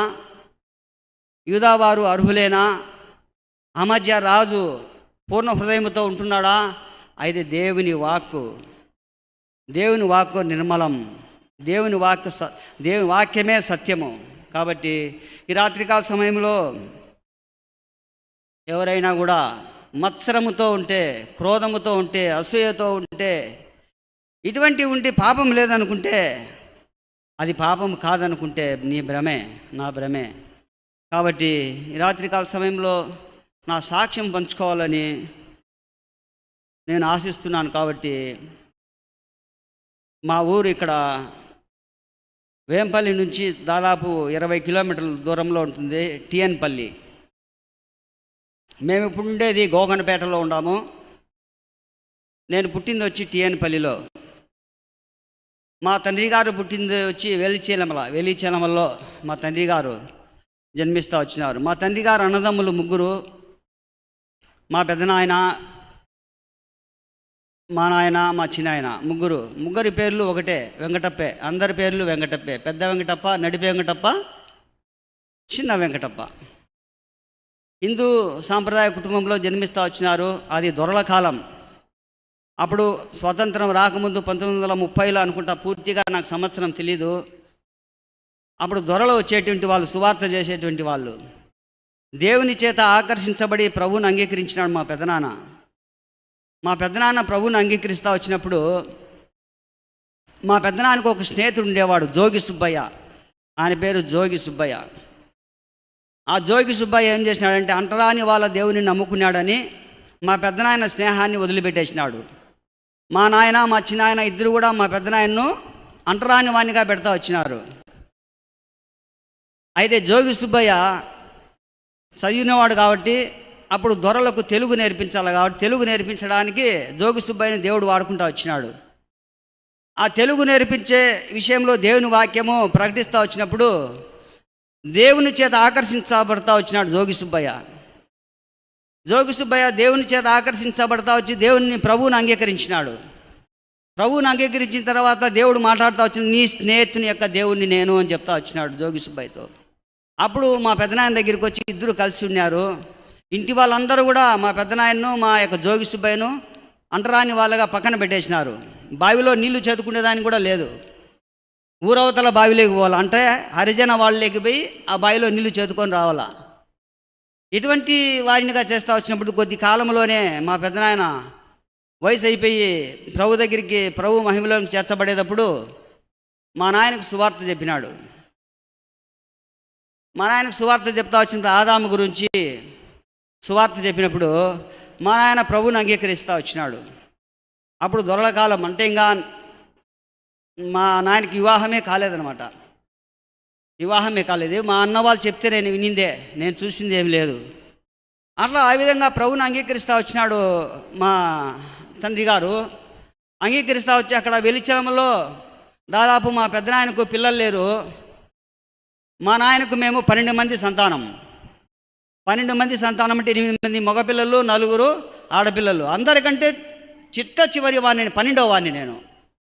నాకే 60 ఏళ్ళు అంటే లెక్కేసుకోండి. ఇంకా మా అన్న వాళ్ళు ఎంతమంది ఉంటారు లెక్కేసుకోండి. అందరికంటే చిన్నవాడిని, 12వ వాడిని నేను. మా పెద్దనానికి 1/2 ఎకరా ఊర్లో స్థలం ఉండేది. ఆ 1/2 ఎకరా కలిసి మందిరానికి ఇచ్చేసినాడు.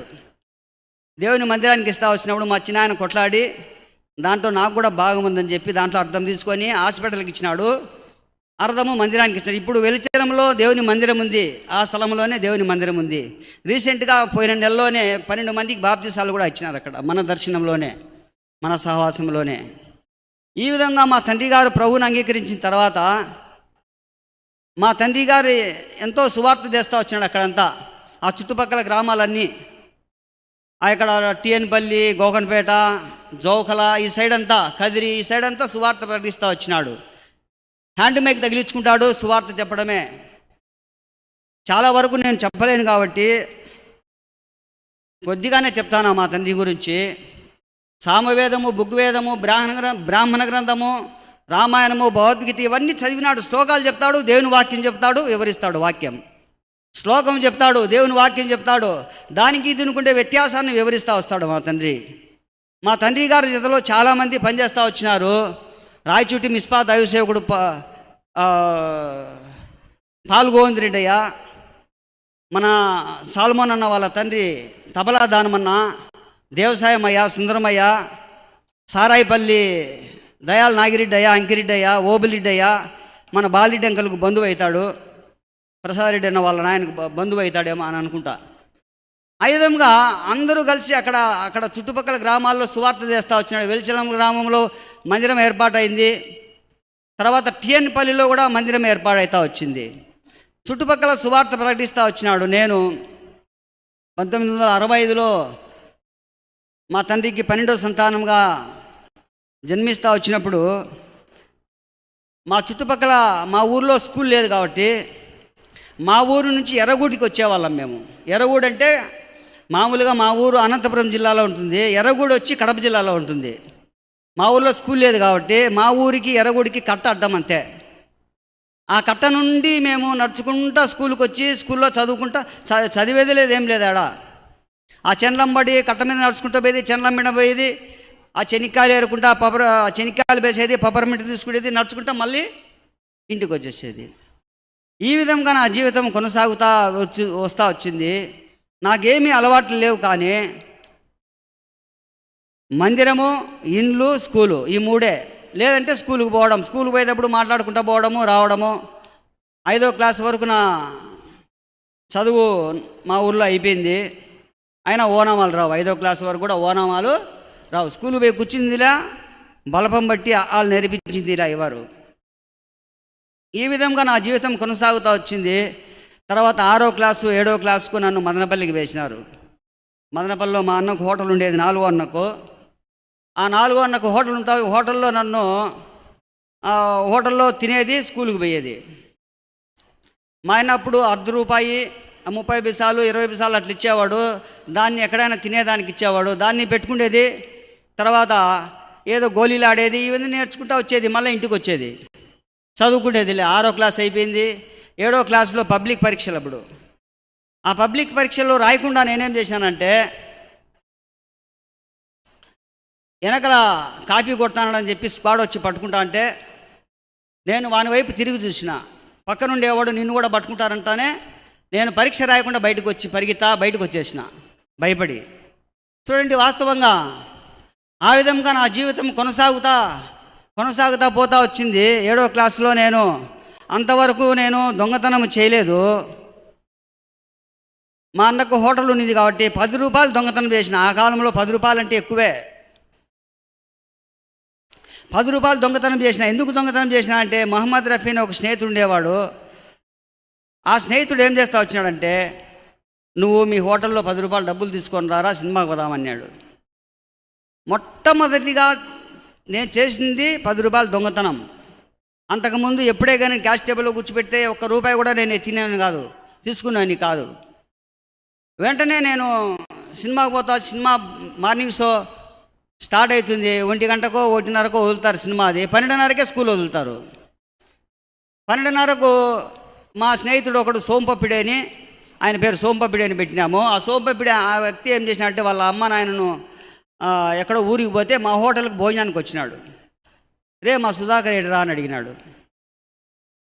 మీ సుధాకర్ స్కూల్కి రాలేదు నా అన్నాడు. సరే నేనేం చేసిన అంటే బుక్కులు బాగా వెనకలో పెట్టుకొని బుద్ధిమంతుని మాదిరి వచ్చిన. వస్తానే మా ఆయన నన్ను చాలా సన్నగా ఉండేవాను కాబట్టి జుట్టు పట్టుకొని తిప్పిసిరేసినాడు. కళ్ళు తిరిగి పడిపోయినా. మొట్టమొదటిగా దొంగతనం చేసిన, మొట్టమొదటిగా నేను చిక్కిపోయినా. ఆ విధంగా 7వ క్లాస్లో ఫెయిల్ అవుతా వచ్చినప్పుడు నన్ను తీసుకొని పోయి మగ్గానికి వేసినారు. మగ్గం నేర్చుకునేదానికి వేసినారు. మగ్గం నేర్చుకునేదానికి బెంగళూరులో మా చిన్నమ్మ దగ్గర విడిచిపెడతా వచ్చినప్పుడు మా చిన్నమ్మ పచ్చి విగ్రహారాధికురాలన్నమాట. ఎంత విగ్రహారాధికురాలంటే ఉదయం నుండి సాయంత్రం వరకు అన్నీ పూజలే, ఖర్చు అన్నమాట. మళ్ళా పూజలు చేస్తుంది, ఓ పక్కన తిడుతుంది, ఓ పక్కన దూషిస్తూ వస్తుంది.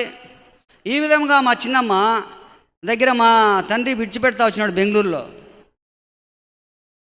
నెలకు ₹200 తిండికి డబ్బులు ఇచ్చేవాడు మా నాయన అప్పట్లోనే. అయినప్పుడు కూడా ₹200 తీసుకొని నా దగ్గర పని చేయించేది. బుట్టెళ్ళాలా, నీళ్లు తేవాలా, ఇంట్లో కసువు నూకల్లా, అన్ని పనులు చేయాలా. మగ్గం మాత్రం నేర్పేదు, నీళ్లు తేవాలా. ఇట్లా నా జీవితం కొనసాగిపోతుంది. మా నాయనేమో ఆంధ్రాలో ఆ యొక్క పల్లెలో ఉంటాడు, నేనేమో బెంగళూరులో ఉంటా. ఏం తెలుస్తుంది, లెటర్లు లే, ఫోన్లు లే, ఏం లే. మా వాడు మగ్గం నేర్చుకుంటానాలే అని మా నాయన అనుకుండేవాడు. ఈ విధంగా జీవితం కొనసాగిపోతా వచ్చినప్పుడు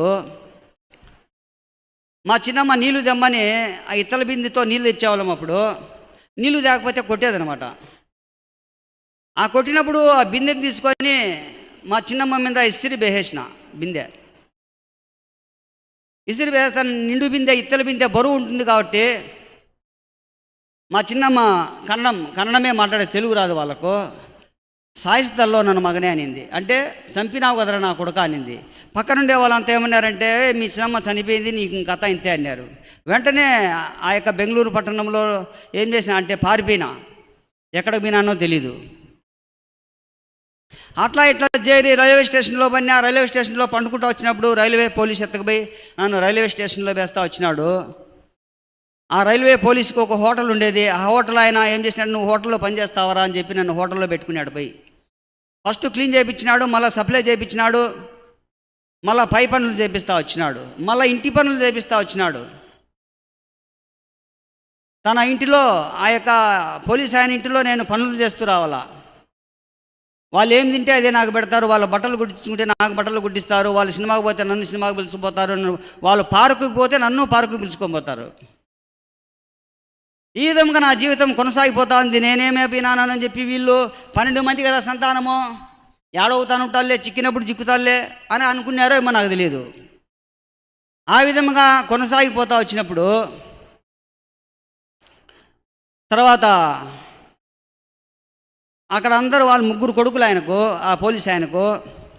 వీడెవడి అంటే దేవుడు కొట్టమగా, అంటే దేవుడిచ్చిన కొడుకు అని అందరికీ చెప్పుకునేవాడు. నేను అక్కడే ఉండింటే నాకు ఒక పిల్లనిచ్చి వివాహం చేసేటోడు ఆయన.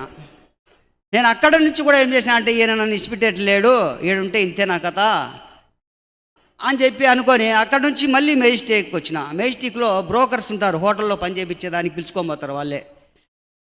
ఆ విధంగా హోటల్లో పని పోతా వచ్చినప్పుడు మా మేనమామ కూడా బెంగళూరే ఉండేది. అక్కడ ఉంటా వచ్చినప్పుడు మా మేనమామకు 2 ఆటోలు ఉన్నాయి. ఆటో వాళ్ళు నన్ను చూసినారు. హోటల్లో పని చేయడం నన్ను చూసినారు. మా మామకు చెప్పినారు. మా మామ మా నాయనకి లెటర్ రాసినాడు. మా నాయన వచ్చి నన్ను పిలుచుకొని పోతా వచ్చినాడు కదిరికి. మళ్ళీ నేను మా గ్రామానికి వస్తా వచ్చిన. గ్రామానికి వస్తే సేద్యం పనులు నేను చేయలేను. సేద్యం పనులు నేను కఠినమైనటువంటి పనులు నేను చేయలేను కాబట్టి వెంటనే మగ్గానికి పోవాలని తీర్మానం చేసుకున్నా. మా అమ్మ నాయన ఇద్దరు ఒప్పుకోలేదు. అయినప్పుడు కూడా కొట్లాడి మగ్గానికి పోయినా, మగ్గం నేర్చుకున్నా. నేను మధ్యలో అన్నీ ముగిస్తాను, ఎందుకంటే టైం లేదు కాబట్టి. అన్నీ తర్వాత మగ్గము నేర్చుకున్న తర్వాత 20 సంవత్సరాలు వచ్చేసినాయి నాకు. 20లో పడతానే నాకు వివాహం చేసినారు. 19 దాటి 20లో పడతానే నాకు వివాహం చేసినారు. మా భార్యది వచ్చి ఇక్కడే రామపురము, గోల్ చెరువు దగ్గర, రామపురం దగ్గర సరస్వతిపల్లి అంటాము, సరస్వతిపల్లి, రామపురం దగ్గర సరస్వతిపల్లి. ఈ విధంగా ఆమెను నాకు ఇచ్చి వివాహం చేసినారు. 20వ సంవత్సరము, నాకు ఇప్పుడు 20వ సంవత్సరము. 89లో నాకు వివాహం అయింది. పాల్గొందిరెడ్డయ్య, తబలాదారమన్న, తర్వాత ఎనిపికుంట దైవ సేవకుడు ప్రభాకర్ అన్న, కదిరి సేవకుడు జాన్పాల్ అన్న, వీరందరూ కలిసి నాకు వివాహం చేసినారు. నాకేమీ అలవాట్లు లేవు కాబట్టి నాకు బాప్తిసం ఇచ్చినారు. అయ్యా నీకు సిగరెట్ అలవాటు ఉందా, బీడీ అలవాటు ఉందా, సినిమా అలవాటు, ఏమి అన్నీ ఉన్నాయి. సిగరెట్ అలవాటు ఉంది, సినిమా అలవాటు ఉంది, ఏమి లేవని చెప్పిన తీసుకుపోయినారు, బాప్తిసం ఇచ్చేసినారు. అయితే జాన్పాల్ అన్న ఒప్పుకోలే. నీకు అన్ని అలవాట్లు ఉన్నాయి, నువ్వు మారుమనసు పొందకుండా బాప్తిసం తీసుకునేవు సుధాకరా, ఇప్పుడైనా నువ్వు ప్రభుకు హృదయం ఇచ్చి మారుమనసు పొందు అని జాన్పాల్ అన్న మాట్లాడుతూ వచ్చినప్పుడు, దేవుడు విడిచిపెట్టినా ఈయన నన్ను విడిచిపెట్టేట్లు లేడే అని జాన్పాల్ అన్న మీద చాలా నాకు కోపం వచ్చేది. ఈ విధంగా 22 అంటే 92వ సంవత్సరంలో పగ్గాలు చేతికి వచ్చినాయి. అంటే నా సొంతంగా హోటల్ పెట్టినా. నేను 92 దాటుతానే నా సొంతంగా హోటల్ పెడతా వచ్చిన కదిరిలో. సొంతంగా హోటల్ పెడతా వచ్చినప్పుడు దాదాపు 13 మంది పనిచేసేటువంటి వాళ్ళు, 10 టేబుళ్ళు, 12 టేబుల్ అనమాట. 12 టేబుళ్ళు, 3 టేబుల్కి ఒక సప్లయరు. అంటే 5 మంది సప్లయర్లు, ఎగస్ట్రాకు సప్లయర్ ఉంటాడు ఒకవేళ సెలవు పెట్టినా కూడా. 3 క్లీన్ చేసేవాళ్ళు, 3 బోకులు కడిగేవాళ్ళు. ఈ విధంగా వెజిటేరియన్ వంట చేసేవాళ్ళు ఒకరు, నాన్ వెజ్ చేసేవాళ్ళు ఒకరు, తర్వాత టిఫిన్ సెక్షన్ ఒకరు, 3 వంట చేసేవాళ్ళు. ఈ విధంగా హోటల్ పెట్టినా. విపరీతంగా వ్యాపారం జరిగింది. విచ్చలవిడిగా ఉండా దేవుని మందిరానికి డుమ్మా కొట్టినా. 92 నుంచి దేవుని మందిరమై విడిచిపెట్టేసిన నేను. ఎంతో బాధాకరమైన విషయం, చెప్పుకోవడానికి నేను సిగ్గుపడతా. 92 నుంచి 96 వరకు దేవుని మందిరమే నేను పోలేదు. ఎప్పుడన్నా క్రిస్మస్కి కానీ, గుడ్ ఫ్రైడే కానీ, జనవరి 1కి కానీ నేను మందిరానికి పోతే బైబుల్ ఎత్తుకొచ్చి నా ముందర పెడతారు మా అన్న పిల్లోళ్ళు. నేను బైబుల్ తీసుకొని కూడా పోను. మందిరంలో కూర్చుంటే, వెనకలు కూర్చుంటే బైబుల్ ఎత్తుకొచ్చి ముందర పెడతారు. తర్వాత నేను లేచి వెళ్ళిపోతే బైబుల్ తీసుకొని పోతారు వాళ్ళే. ఈ విధంగా నా జీవితం కొనసాగుతూ పోతా ఉంది. అయితే అన్న కానుకపేటలో డబ్బులు వేసేటప్పుడు అనేటోడు, అన్న జాన్పాల్ అన్న, రక్షణ పొందకపోతే, మారుమనసు పొందకపోతే కానుకపేటలో డబ్బులు వేయద్దు అనేవాడు. నేను డబ్బులు వేయకుండా వెళ్ళిపోతాంటే మళ్ళీ వెంటాబడి వచ్చి అక్కడ పాడబాడేటువంటి వారు ఉంటారు కాబట్టి వెంటనే వచ్చి, సుధాకర్ అన్న, నేను ఎంతో చిన్నవాడిని అన్నకంటే, జాన్పాల్ అన్న కంటే నేను ఎంతో చిన్నవాడిని, ఆయన కొడుకు వయసు కూడా కాదు నాకు. సుధాకర్ అన్న ఏం పోతానవే అనేవాడు, విడిచిపెట్టేవాడు కాదు. ఈ విధంగా ఎప్పుడు నేను పోయేది జనవరి 1కు, క్రిస్మస్కు, గుడ్ ఫ్రైడేకి నేను పోయేది. అప్పుడు కూడా నన్ను విడిచిపెట్టడు. దుష్ట సాంగత్యము మంచి నడవడికను చెరిపివేయును. 92లో, నేను 93లో మా హోటల్ ముందర ఒక బొంకు పెట్టుకున్నాడు. ఆ బొంకుకు దాదాపు 3000 వ్యాపారం జరుగుతుంది. బొంకు అంతా బస్టాండ్ ఎదురుగా కాబట్టి 10 రూపాయలది 20 రూపాయలకు అమ్ముతాడు, 18కి అమ్ముతాడు, 16కి అమ్ముతాడు. ఎక్కువ లాభం అనమాట. ఎక్కువ సంపాదించేవాడు ఆ బొంకులో ఉండేటువంటి వ్యక్తి. ఎవరో కాదు, మా బంధువే, మా పెద్దన్నకు బామర్ది అవుతాడు. అతనికి మట్కాడే అలవాటు ఉంది, తాగే అలవాటు ఉంది.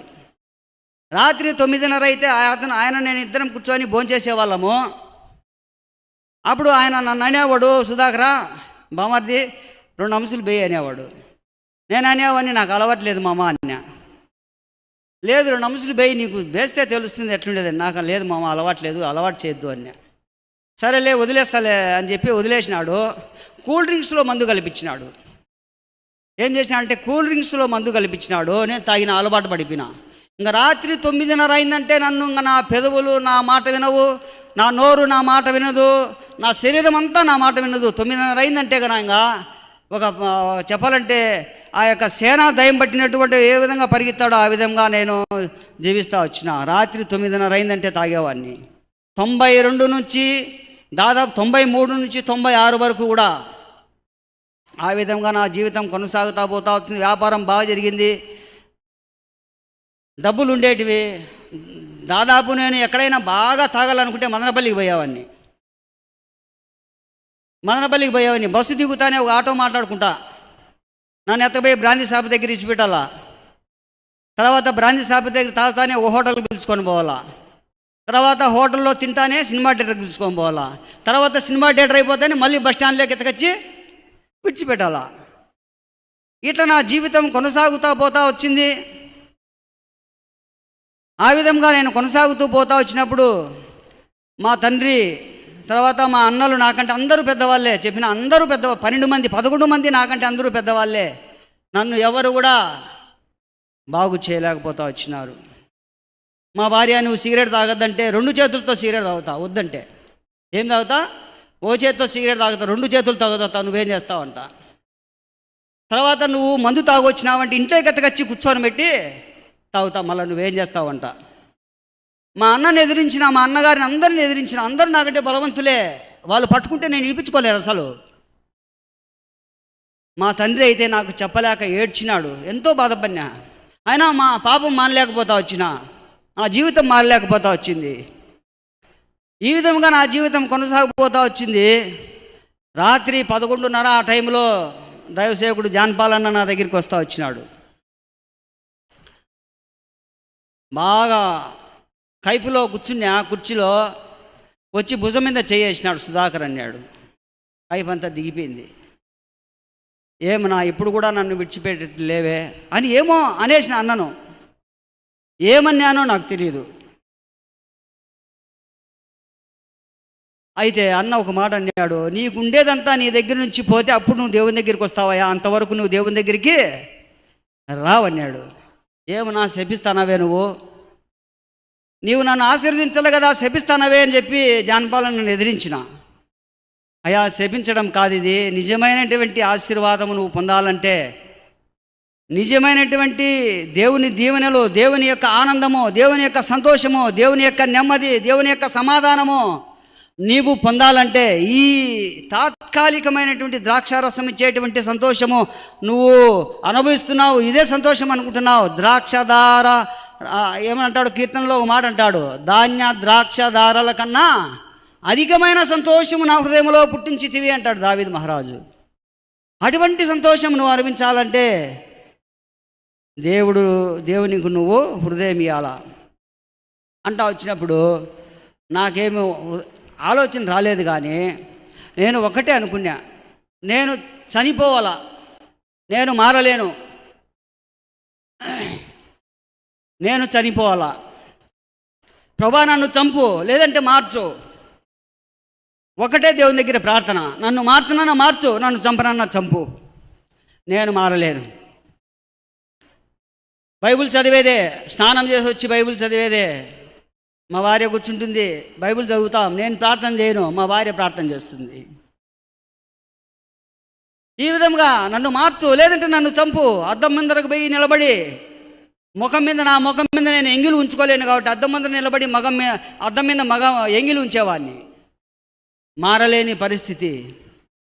అయితే 97లో నేను దేవుని మందిరానికి పోవాలా అని నేను నిర్ణయించుకుంటా వచ్చినప్పుడు 97లో దేవుని మందిరానికి పోవడం మొదలు పెడతా వచ్చిన. ముగిస్తానా నేను, ఎందుకంటే సమయం చాలదు కాబట్టి. 97లో దేవుని మందిరానికి పోతా వచ్చినప్పుడు 2000 వరకు 3 సంవత్సరాలు ఎన్నో శ్రమలు. నేను రక్షణలోనికి రావడానికి ఎన్నో శ్రమలు వచ్చినాయి నా జీవితంలో. ఎన్ని శ్రమలంటే నేను చెప్పకూడదు, అన్ని శ్రమలు వచ్చినాయి నాకు. ఒక కేసు వచ్చి నా మీద పడింది, హత్య కేసు వచ్చి నా మీద పడింది. తర్వాత నేను వాళ్ళు ఎస్ఐ దగ్గర పోయి కంప్లైంట్ ఇచ్చినారు. మేము ఎస్ఐ దగ్గర సెటిల్ చేసుకున్నాము, సిఐ దగ్గరికి వినారు, సిఐ దగ్గర సెటిల్ చేసుకున్నాము, డిఎస్పీ దగ్గరికి వినారు, డిఎస్పీ దగ్గర సెటిల్ చేసుకున్నారు, ఎస్పీ దగ్గరికి వినారు. తర్వాత ఎస్పీ దగ్గర కూడా ఎంపీ గంగాధరంతో మాట్లాడి అక్కడ కూడా సెటిల్ చేసుకున్నాము. కానీ దేవుని చేతిలో నుండి నేను తప్పించుకోలేకపోతా వచ్చిన. తర్వాత వాళ్ళు రాడికల్స్ రఘుకు అప్పగిస్తూ వచ్చినారు నన్ను. తర్వాత మేము సిపిఎంకు పోయినాము, అక్కడ కూడా నేను తప్పించుకున్నాను. కానీ అయితే ఒక ట్రాక్టర్ నిండా మనుషులు వచ్చి నా హోటల్ బాగా జరిగేటప్పుడు నేను లేనప్పుడు టేబుళ్ళు అన్నీ ఎట్లంటే అట్లా చిందరబందర చేసేసి పడగొట్టేసి నానా రభస చేసి వెళ్ళిపోతూ వచ్చినారు. తర్వాత వాళ్ళల్లో ఒకడు తమ్ముడు, అందరూ రెడ్లే, సుధాకర్ రెడ్డి నాకు క్లోజ్ స్నేహితుడే, మళ్ళా భాస్కర్ రెడ్డి, నరసింహారెడ్డి, సుధాకర్ రెడ్డి ముగ్గురు కూడా ఈ విధంగా జరిగిస్తూ వచ్చినప్పుడు మేము ఏం చేయాలా విని అని చెప్పి ఆలోచన చేసి మిలిటరీ పుల్లారెడ్డి అని ఒక తెలిసిన ఆయన దగ్గరికి పోయినాం. అతడు ఇవన్నీ అతడు హ్యాండ్సప్ తీసుకుంటాడు అన్నమాట కేసులన్నీ. అప్పుడు ఆ యొక్క మిలిటరీ పుల్లారెడ్డి వచ్చి, సుధాకర్ నువ్వు హోటల్ తెరుసు, వాడు నువ్వు హోటల్ పెట్టకూడదు, నువ్వు పెడితే దౌర్జన్యం చేస్తామని అంటాన్నాడు కదా, నువ్వు హోటల్ తెరుసు, నేను చూసుకుంటా అని చెప్పి హోటల్ తెరిచిన. పోయి వాని ఇంటి ముందరకు పోయి వాని దగ్గరికి పోయి నువ్వు సిగరెట్ తాగు, సిగరెట్ తాగేసి వాని ముందరనే దౌర్జన్యంగా నిలబడు, ధైర్యంగా నిలబడు, సిగరెట్ కింద పడేసి రాకు, అయిపోయినాక వాడిని జోలికి గాన వచ్చినాడంటే నేను వాని కథ చూసుకుంటాంలే అంటా వచ్చినాడు. ఆ విధంగా అప్పుడు ఆయన అన్నాడు ఆయనతో, నువ్వు రెడ్డివే నేను రెడ్డిని, రా కొట్టుకుందాం కావాలంటే, సుధాకర్ జోలికి ఎందుకు పోయేది అన్నాడు. అంతటితో నా జోలికి రావడం ఆఫ్ చేసినాడు ఆయన. అయినప్పుడు కూడా దేవుని ఆశీర్వాదము, దేవుని దీవెనలు నేను పొందలేకపోతా వచ్చినా, మారుమనసు పొందలేకపోతా వచ్చినా. అప్పుడు నేను 99లో కడపకు వచ్చిన. 97 నుంచి 99 వరకు దేవుని మందిరానికి పోయేవాడిని వచ్చేవాడిని. కానీ అయితే నాకు మారుమనసు రక్షణ లేదు. అప్పుడు 99లో ఇక్కడికి వచ్చినప్పుడు చర్చిల అంకులు ఉండేవాడు. అంటే మందిరానికి రాలే నేను. వెంటనే క్రిస్టియన్ లైన్లో ఆ టైటాస్ ఇల్లు హోటల్ ఉంది కదా, అక్కడ ఆ చెట్టు కింద సువార్త కూడిక జరుగుతుంది అన్నమాట. నైటు రవీంద్రనగరు కుమార వీధిలో మా బామార్ది ఇల్లు ఉండేది. అక్కడి నుంచి భోంచేసుకొని పంచతోనే వచ్చిన. మన పాటలే వినపడతా అంటే పోయి మందిరంలో ఆ యొక్క ఇంటిలో కూర్చుంటానే ఇక్కడ మనం చదివినటువంటి వాక్య భాగము లూకాసు వార్త 13వ అధ్యాయము 6వ వచనం నుండి 9వ వచనముకు, ద్రాక్షావనములో అంజూరపు చెట్టు ఒకటి నాటబడి ఉండెను, అది 3 ఏళ్ల నుంచి ఫలాలు ఫలించలేదు.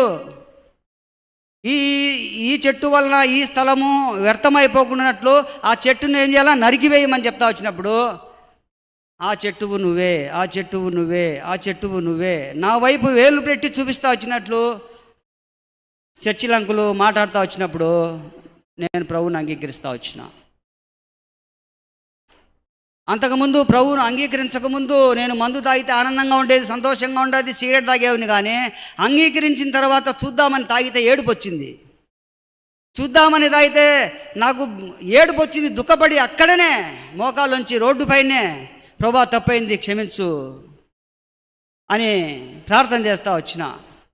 అంటే దేవుని ఆత్మ మనలో ఉంటే పాపము చేయనియదు అనేటువంటి ఆ యొక్క సిచ్యువేషన్ నేను అప్పుడు తెలుసుకుంటూ వచ్చిన. వెంటనే 2000 సంవత్సరంలో నేను దేవుని మందిరానికి వస్తూ వచ్చిన. 99లో నేను గేట్ దగ్గరికి వస్తానే దానమన్న వచ్చినాడు. అటు నుంచి వచ్చినాడు, నేను ఇటు నుంచి వచ్చిన. ఎక్కడ బ్రదర్ మీరు అన్నాడు. నేను ఫలానా అని చెప్తే, అయ్యా మీ తండ్రి గారు మహిమలోకి పోయినప్పుడు రావాల్సింది, మేము అప్పుడు స్ట్రైక్ కాబట్టి రాలేకపోయినాము అన్నాడు. సరేలే. అక్కడి నుంచి నేను శంకరాపురంలో హోటల్ ఉంది కాబట్టి, నాకు శంకరాపురంలో హోటల్ ఉంది. దాదాపు 2000లో నేను 2000 సంవత్సరంలో హోటల్ స్టార్ట్ చేసిన. అక్కడ 2000 సంవత్సరము, 2001, 2002 ఈ 3 సంవత్సరాలు కూడా నాకు వ్యాపారం జరగలేదు. వ్యాపారం అంతా జరిగేది కూడా 350, 400, 450, అంత 500 కూడా ఎప్పుడు జరగదు.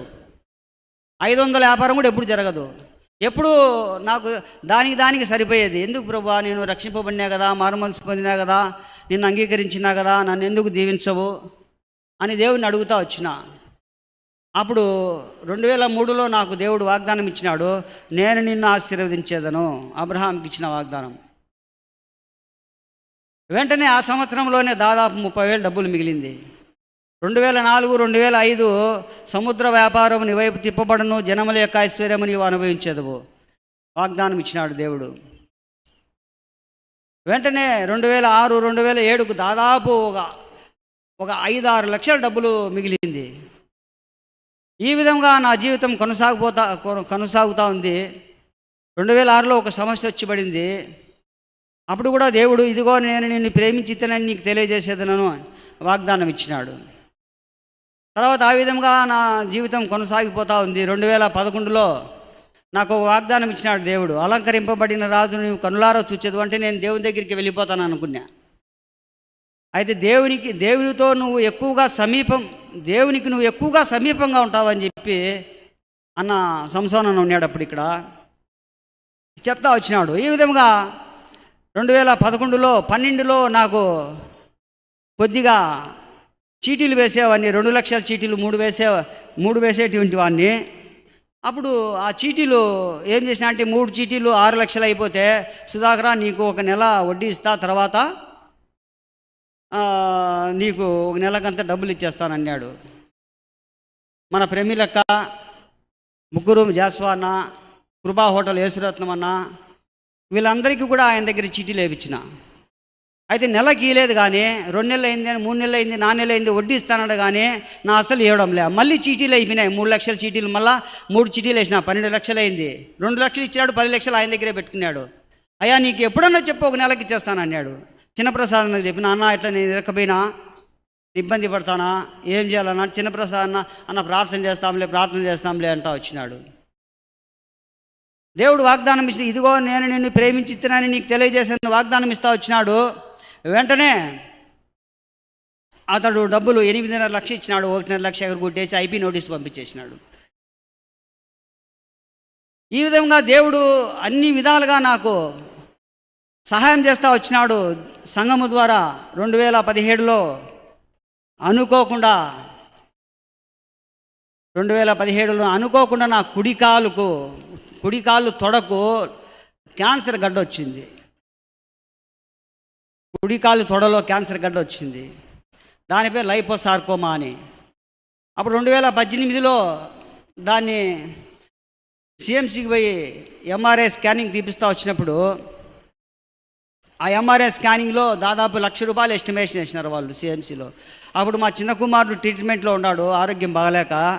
నేను వానికి ఖర్చు పెట్టుకుందునా, నా ఖర్చు పెట్టుకుందునా, వద్దులేబ్బా నేను పోయి రిమ్స్లో తీపిచ్చేసుకుంటాలే అని చెప్పి కడప రిమ్స్లో పోయి ఆపరేషన్ చేయించేసి గడ్డ తీపిచ్చేసిన. తర్వాత వాళ్ళు ఏం చేసినారంటే గడ్డ రిపోర్ట్ నాకు ఇలా, నేనేదో ఆ గడ్డ ఏదో మామూలు గడ్డ ఏదో ఉంటుందిలే అని అనుకున్నా, ఇచ్చిపెట్టేసిన. తర్వాత 19లో నా కుమారుడిని దేవుడు మహిమలోకి తీసుకుంటూ వచ్చినాడు. అన్నవాళ్ళు నన్ను సంఘము ఎంతగానో ఆదరించింది. తర్వాత 2019లో నా కుమారుడు చనిపోయిన బాధలో నా గురించి నేను ఎక్కువగా పట్టించుకోలేదు, విడిచిపెట్టేసిన. తర్వాత 2020లో మళ్ళీ వచ్చింది, బయటికి కనబడుతుంది గడ్డ, బయటికి బాగా కనబడుతుంది, కుడి తోడ మీద కనబడుతుంది బయటికి. కింద కూర్చోలేను, ఇక్కడ వచ్చి కూర్చుండేవాడిని. బాగా కింద కూర్చుంటే నొప్పి తట్టుకోలేను. పోనీ కుర్చీలో కూర్చుందామా అంటే మనసు ఒప్పదు. ఏం చేయాలి ప్రభువా అని 2020లో ఈ విధంగా కుమారుడు చనిపోయిన తర్వాత 2021లో మళ్ళీ కర్నూలుకు పోయి విఆర్ హాస్పిటల్లో ఆపరేషన్ చేసినప్పుడు మళ్ళీ ఆ గడ్డను తీసివేస్తూ వచ్చినాడు. అప్పుడు గడ్డను టెస్ట్ చేసి చెప్పినారు, ఇది నీకు క్యాన్సర్ గడ్డయా, లైపోసార్కోమా క్యాన్సర్ గడ్డ ఇది అని చెప్తా వచ్చినాడు డాక్టరు. నేను ఎంతగానో బాధపడతా వచ్చినా. నాకు ఇచ్చిన వాగ్దానం ఏమంటే 7 బాధలు నీకు వచ్చినా ఏ కీడు రాదు అన్నకు చెప్పినా వచ్చి, అయ్యా నీకేమి కాదు, ప్రార్థన చేస్తాము నీకేం కాదు, భయపడద్దు అంటా వచ్చినాడు అన్న. పెద్దలకు, చిన్నప్రసాద్ అన్నకు, తిరుపాలన్నకు, తర్వాత అందరికీ నా విషయాలన్నీ పంచుకుంటూ వచ్చిన, ఏమి కాదంటా వచ్చినాడు. 2021లో మళ్ళీ గడ్డను తీపిస్తే 2022లో మళ్ళీ వచ్చింది, అక్కడనే అదే ప్లేస్లోనే వచ్చింది. 2022లో మళ్ళీ తిరుపతి సిమ్స్కు పోయినా, తిరుపతి సిమ్స్లో ఆ గడ్డను తొలగిస్తూ వచ్చినారు. 2022లో వాగ్దానం నేను మర్చిపోలేను, 7 బాధలు నీకు వచ్చినా ఏ కీడు రాదు. మరి ఏం ప్రభా మళ్ళీ వచ్చింది కదా అంటా వచ్చినప్పుడు వాళ్ళు, అయ్యా మాకు అనుమానం ఉంది, నీకు లంగ్స్ కూడా అటాక్ అయిందేమో, లంగ్స్ కూడా అటాక్ అయినట్లు ఉంది, కాబట్టి నువ్వు పెట్ స్కాన్ తీపించుకోవాలా అన్నారు. 18,000 అవుతుంది అది. దాదాపు పెట్ స్కాన్ తీపించుకుంటూ వచ్చినప్పుడు ఆ పెట్ స్కాన్, ఇక్కడ మామూలు స్కాన్ సిటీ స్కాన్ తీపిస్తూ వచ్చినప్పుడు లంగ్స్కి అటాక్ అయిందన్నారు. ఆ పెట్ స్కాన్లో చూపిస్తూ వచ్చినప్పుడు కిడ్నీకి వచ్చింది, అది కిడ్నీ క్యాన్సర్గా తిరుక్కునింది. మరి నేను ఎంతో కృంగిపోయినా, ఎంతగా కృంగిపోయినానంటే నా బాధంగా ఎవరికి చెప్పుకోలేను. అయ్యా నీకు కిడ్నీకి వచ్చింది అయ్యా క్యాన్సరు, కిడ్నీ తీసేయాలా నీకు అన్నారు తిరుపతి సిమ్స్లో. వెంటనే నేను ప్రభా ఏమిదేనంటే, అప్పుడు దేవుడు నాకు వాగ్దానం ఏమిచ్చాడంటే, 7 బాధలు నీకు వచ్చినా ఏ కీడు రాదు. ఇదేంది ప్రభా, నాకు వస్తానే ఉండాయి, నువ్వు రావంటావు అంటా వచ్చినప్పుడు ఆపరేషన్ అయిపోయింది, కింద వచ్చి కూర్చున్నా, పైకి కూడా రాలేదు. అన్న వాక్యం ద్వారా, అన్న ద్వారా నాతో మాట్లాడుతూ వచ్చినాడు. రోమాపత్రిక 4:25లో వాగ్దానం ఇచ్చిన దాన్ని రూఢీగా నెరవేర్చుటకు దేవుడు సమర్థుడు. నాకెంతో ఊరట వచ్చింది, అసలు ఇంకా లేచి నాకు ఇంకేమి లేదు, పరిగెత్తామనేంత ఆనందం అయిపోతా వచ్చింది. వెంటనే పోయినా నేను మళ్ళీ వేరే డాక్టర్, అక్కడ ఉన్నటువంటి జనరల్ డాక్టర్, మామూలుగా సీనియర్ డాక్టర్ దగ్గరికి పోలేదు, హెడ్ దగ్గరికి పోయి మాట్లాడుతూ వచ్చినప్పుడు, అయ్యా కిడ్నీ తీసేయాల్సిందే, నువ్వు ఇంకా నీ లైఫ్ అంతా ఒక కిడ్నీతోనే ఉండాలా అంటా వచ్చినాడు డాక్టరు సిమ్స్లో. అయితే నేను ప్రభు చెప్తా వచ్చినాడు కదా నాకు కీడు రాదని, మరి కిడ్నీ తీసేస్తే నాకు కీడు వచ్చినట్లే కదా, మన కిడ్నీ తీసేయకూడదు, నాకు బాగా కావాలా అంటా వచ్చినప్పుడు సిఎంసీలో ట్రై చేయకూడదేమయ్యా అని అన్నాడు ఒక మాట. సిఎంసీలో ట్రై చేయాలయా అన్నాడు. అప్పుడు నాకు ఒక ఆలోచన కలిగింది. వెంటనే సిఎంసీకి పోయినా. నేను సిఎంసీకి పోతే 17వ తేదీ పోయినా, 16వ తేదీ పోయినా, 17వ తేదీ అపాయింట్మెంట్, మామూలుగా అపాయింట్మెంట్ చిక్కదు. 16వ తేదీ పోతానే 17వ తేదీ అపాయింట్మెంట్ ఇచ్చినారు. నువ్వు 20వ తేదీలో నేను ఆపరేషన్ చేస్తాము, కిడ్నీ తీసేయాల్సిన పని లేదు, దాని పక్కన ఉన్నటువంటి ట్యూమరు గడ్డను తీసేస్తామన్నాడు. ఎంతో సంతోషమైంది.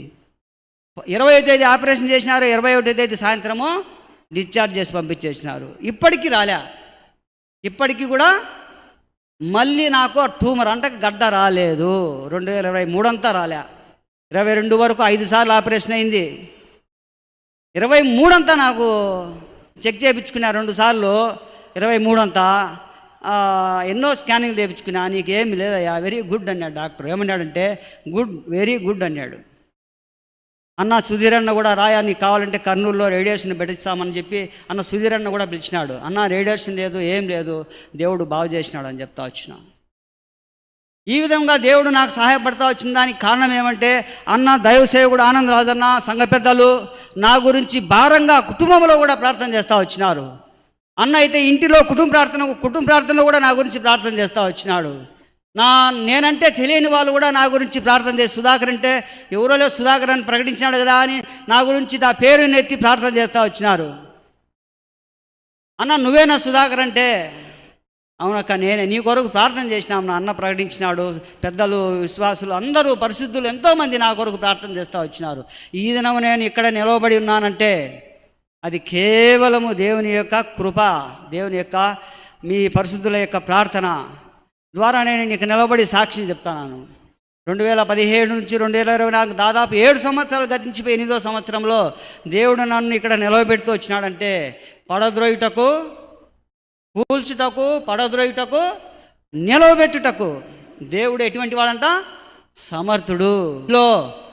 కొలస్సీ పత్రిక 1వ అధ్యాయం 22వ వచనంలో ఆయన ఎట్లా నిలబెడతాడంట? ఆయన సన్నిధిలో పరిశుద్ధులుగా, నిర్దోషులుగా, నిరపరాధులుగా ఆయన మనలను నిలబెట్టుటకు మాంసాయుక్త దేహమందు ఆయన మన కొరకు మరణాన్ని అనుభవించినాడు. కాబట్టి మనకు ఆ విధంగా నిలబడుతూ వచ్చినాం. మన గొప్ప కాదు ఇది, నా గొప్ప కాదు ఇది, నా శక్తి కాదు, నా బలం కాదు. కాబట్టి ఈ సమయంలో నా కొరకు, నా కుటుంబం కొరకు ప్రార్థన చేయండి. ఒక కుమారుడు, ఒక కుమార్తెకి 2 పిల్లలు. కుమారునికి ఈ మధ్యలోనే వివాహం అయింది కాబట్టి నా కొరకు, నా కుటుంబం కొరకు ఇంకా భారంగా. శ్రమలు రావని చెప్పను, శ్రమలు రావచ్చు, ప్రభు తోడుగా ఉంటాడు. అనేక శ్రమలు రావచ్చు, మీరు అనేక శ్రమలు అనుభవించి దేవుని రాజ్యంలో ప్రవేశించాలా. శ్రమలు రావని ఎవరికి శ్రమలు రాకుండా పోవు, శ్రమలు వస్తాయి. అయితే శ్రమలో దేవుడు సద్రెక్, మెషెక్, అబేద్నెగో, దానియేలుకు దేవుడు తోడుగా ఉన్నట్లు నీకు, నాకు ఎఫ్రాయిములకు తోడుగా లేడనే మాట ఉత్తది. దేవుని కనికరము గొప్పది. కాబట్టి దేవుని కనికరాన్ని పొందు, దేవుని ఆశీర్వాదాన్ని పొందు, మారు మనసు పొందు. దేవుడి వాక్యమును సాక్ష్యమును దీవించును గాక. ప్రేమల తండ్రి, మా రక్షణ యేసునామములో స్తోత్రాలు చెల్లిస్తుంటున్నాం. మీ జీవం కలిగినటువంటి వాక్యాన్ని బట్టి మీకు స్తోత్రాలు చెల్లిస్తుంటున్నాం. ఎఫ్రాయిం తిప్పు వేయబడినటువంటి అప్పం లాంటి వాడు, నికరం లేనటువంటి వాడు. అలాగనే దేవుని యొక్క మందిరానికి వచ్చి వాక్యాన్ని వెళ్ళేటువంటి వారు జీవితంలో ఒప్పించబడకుండా, మారు మనసు పొందకుండా అలాగనే సాగిపోయేటువంటి వాళ్ళు ఎంతోమంది ఉన్నారు. అటువంటి వారిని మీరు దర్శించి వారు కూడా దేవుని యొక్క కనికరాన్ని పొందగలిగినట్లు, పశ్చాత్తాపడగలిగినట్లు మీరే సహాయం చేయమని ప్రార్థన చేస్తున్నాం. నువ్వు ఎన్నడూ విడువని దేవుడు, ఎడబాయని దేవుడు, సదాకాలం తోడుగా ఉన్నటువంటి దేవుడు కనుక మీకు స్తోత్రాలు. దాసుని సాక్ష్యాన్ని బట్టి మీకు స్తోత్రాలు. ఎన్నో రకమైనటువంటి ఇబ్బందులు, వ్యాధి, క్యాన్సర్ గడ్డ, వీటన్నిటిలో కూడా మీ యొక్క వాగ్దానాన్ని తన పక్షంగా నెరవేర్చి తనకిచ్చినటువంటి స్వస్థను బట్టి స్తోత్రాలు. తన యొక్క విశ్వాసాన్ని, ప్రార్థన ఆలకించారు. అలాగనే సంఘం యొక్క ప్రార్థన ఆలకించారు. తన పక్షంగా జీవిపిస్తూ వచ్చినటువంటి దయను బట్టి మీకు స్తోత్రాలు. 7 బాధలు కలిగిన ఏ కీడు నీకు రాదు అని సెలవిచ్చిన మాటను మీరు నెరవేర్చుకున్నందుకే మీకు స్తోత్రాలు. ఆ కుటుంబాన్ని కూడా మీరు జ్ఞాపకం చేసుకుని సరే దేవారు ఆమె కూడా మంచి ఆరోగ్యం దయచేయమని ప్రార్థన చేస్తుంటున్నాం. దాని యొక్క కుమారుడు కుటుంబాన్ని, అలాగే కుమార్తె, అల్లుడు, వారి యొక్క పిల్లలు అందరినీ కూడా మీ కృపలో భద్రపరచమని, సహవాసంలో స్థిరంగా వారు సాగిపోయేటట్లు మీరు సహాయం చేయండి. రేపు ఉదయం 6 గంటల నుండి రాత్రి 9 వరకు గొలుసు ప్రార్థన, మంగళవారము సాయంకాలం సంఘ ప్రార్థన. ఆ దినమే ఒక కౌంటింగ్ ఉంది. ఎలాంటి గొడవలు లేకుండా మీరే సహాయం చేయండి. 144 సెక్షన్ ఏర్పాటు చేశారు. మీ యొక్క ఏర్పాట్లు ఉండేటువంటి ప్రభుత్వం సెంట్రల్లో స్థిరపడేటట్టు మీరు సహాయం చేయండి. బుధవారం సాయంకాలం గ్రామ పరిచర్య కొరకు, గురువారం బైబిల్ స్టడీ కొరకు, శుక్రవారం సండే స్కూల్ టీచర్స్ ప్రార్థన సాయంకాలం, శనివారం జిల్లా ఉపవాస ప్రార్థన, మరి మోరియా ప్రార్థన మందిరం ఓనిపెంటలో జరగనుంటుండగా అనేక మంది పాలు పొందగలిగినట్లు సహాయం చేయండి, ప్రోత్సహించండి. మరి ఆదివారం పరిచర్య కొరకు మీరు సిద్ధం చేయండి. మేలుగా మీరు జ్ఞాపకం చేసుకోండి. అస్సాం పరిచర్య, మణిపూర్ పరిచర్య కొరకు ప్రార్థన చేస్తున్నాం. అటువల్ల మరి ఒక యూత్ క్యాంపులో నెరవేర్చబడిన పరిచర్య తీర్మానం చేసుకున్నటువంటి వారు రక్షణ కొరకు వారిని ప్రతిష్ఠించి చేసుకొని, అలాగనే సేవ కొరకు తీర్మానం చేసుకున్నారు. వారందరినీ కూడా మీ కృపలో బలపరచమని ప్రార్థన చేస్తుంటున్నాం. దేశ భవిష్యత్ పరిచర్య కొరకు సిద్ధం చేయండి. మేము ఎన్నైనా ఆశీర్వాదంతో పంపించమని, ఎవరైతే అనారోగ్యంగా ఉన్నారో వారందరినీ కూడా మీరు కనికరించమని, స్వస్థపరచమని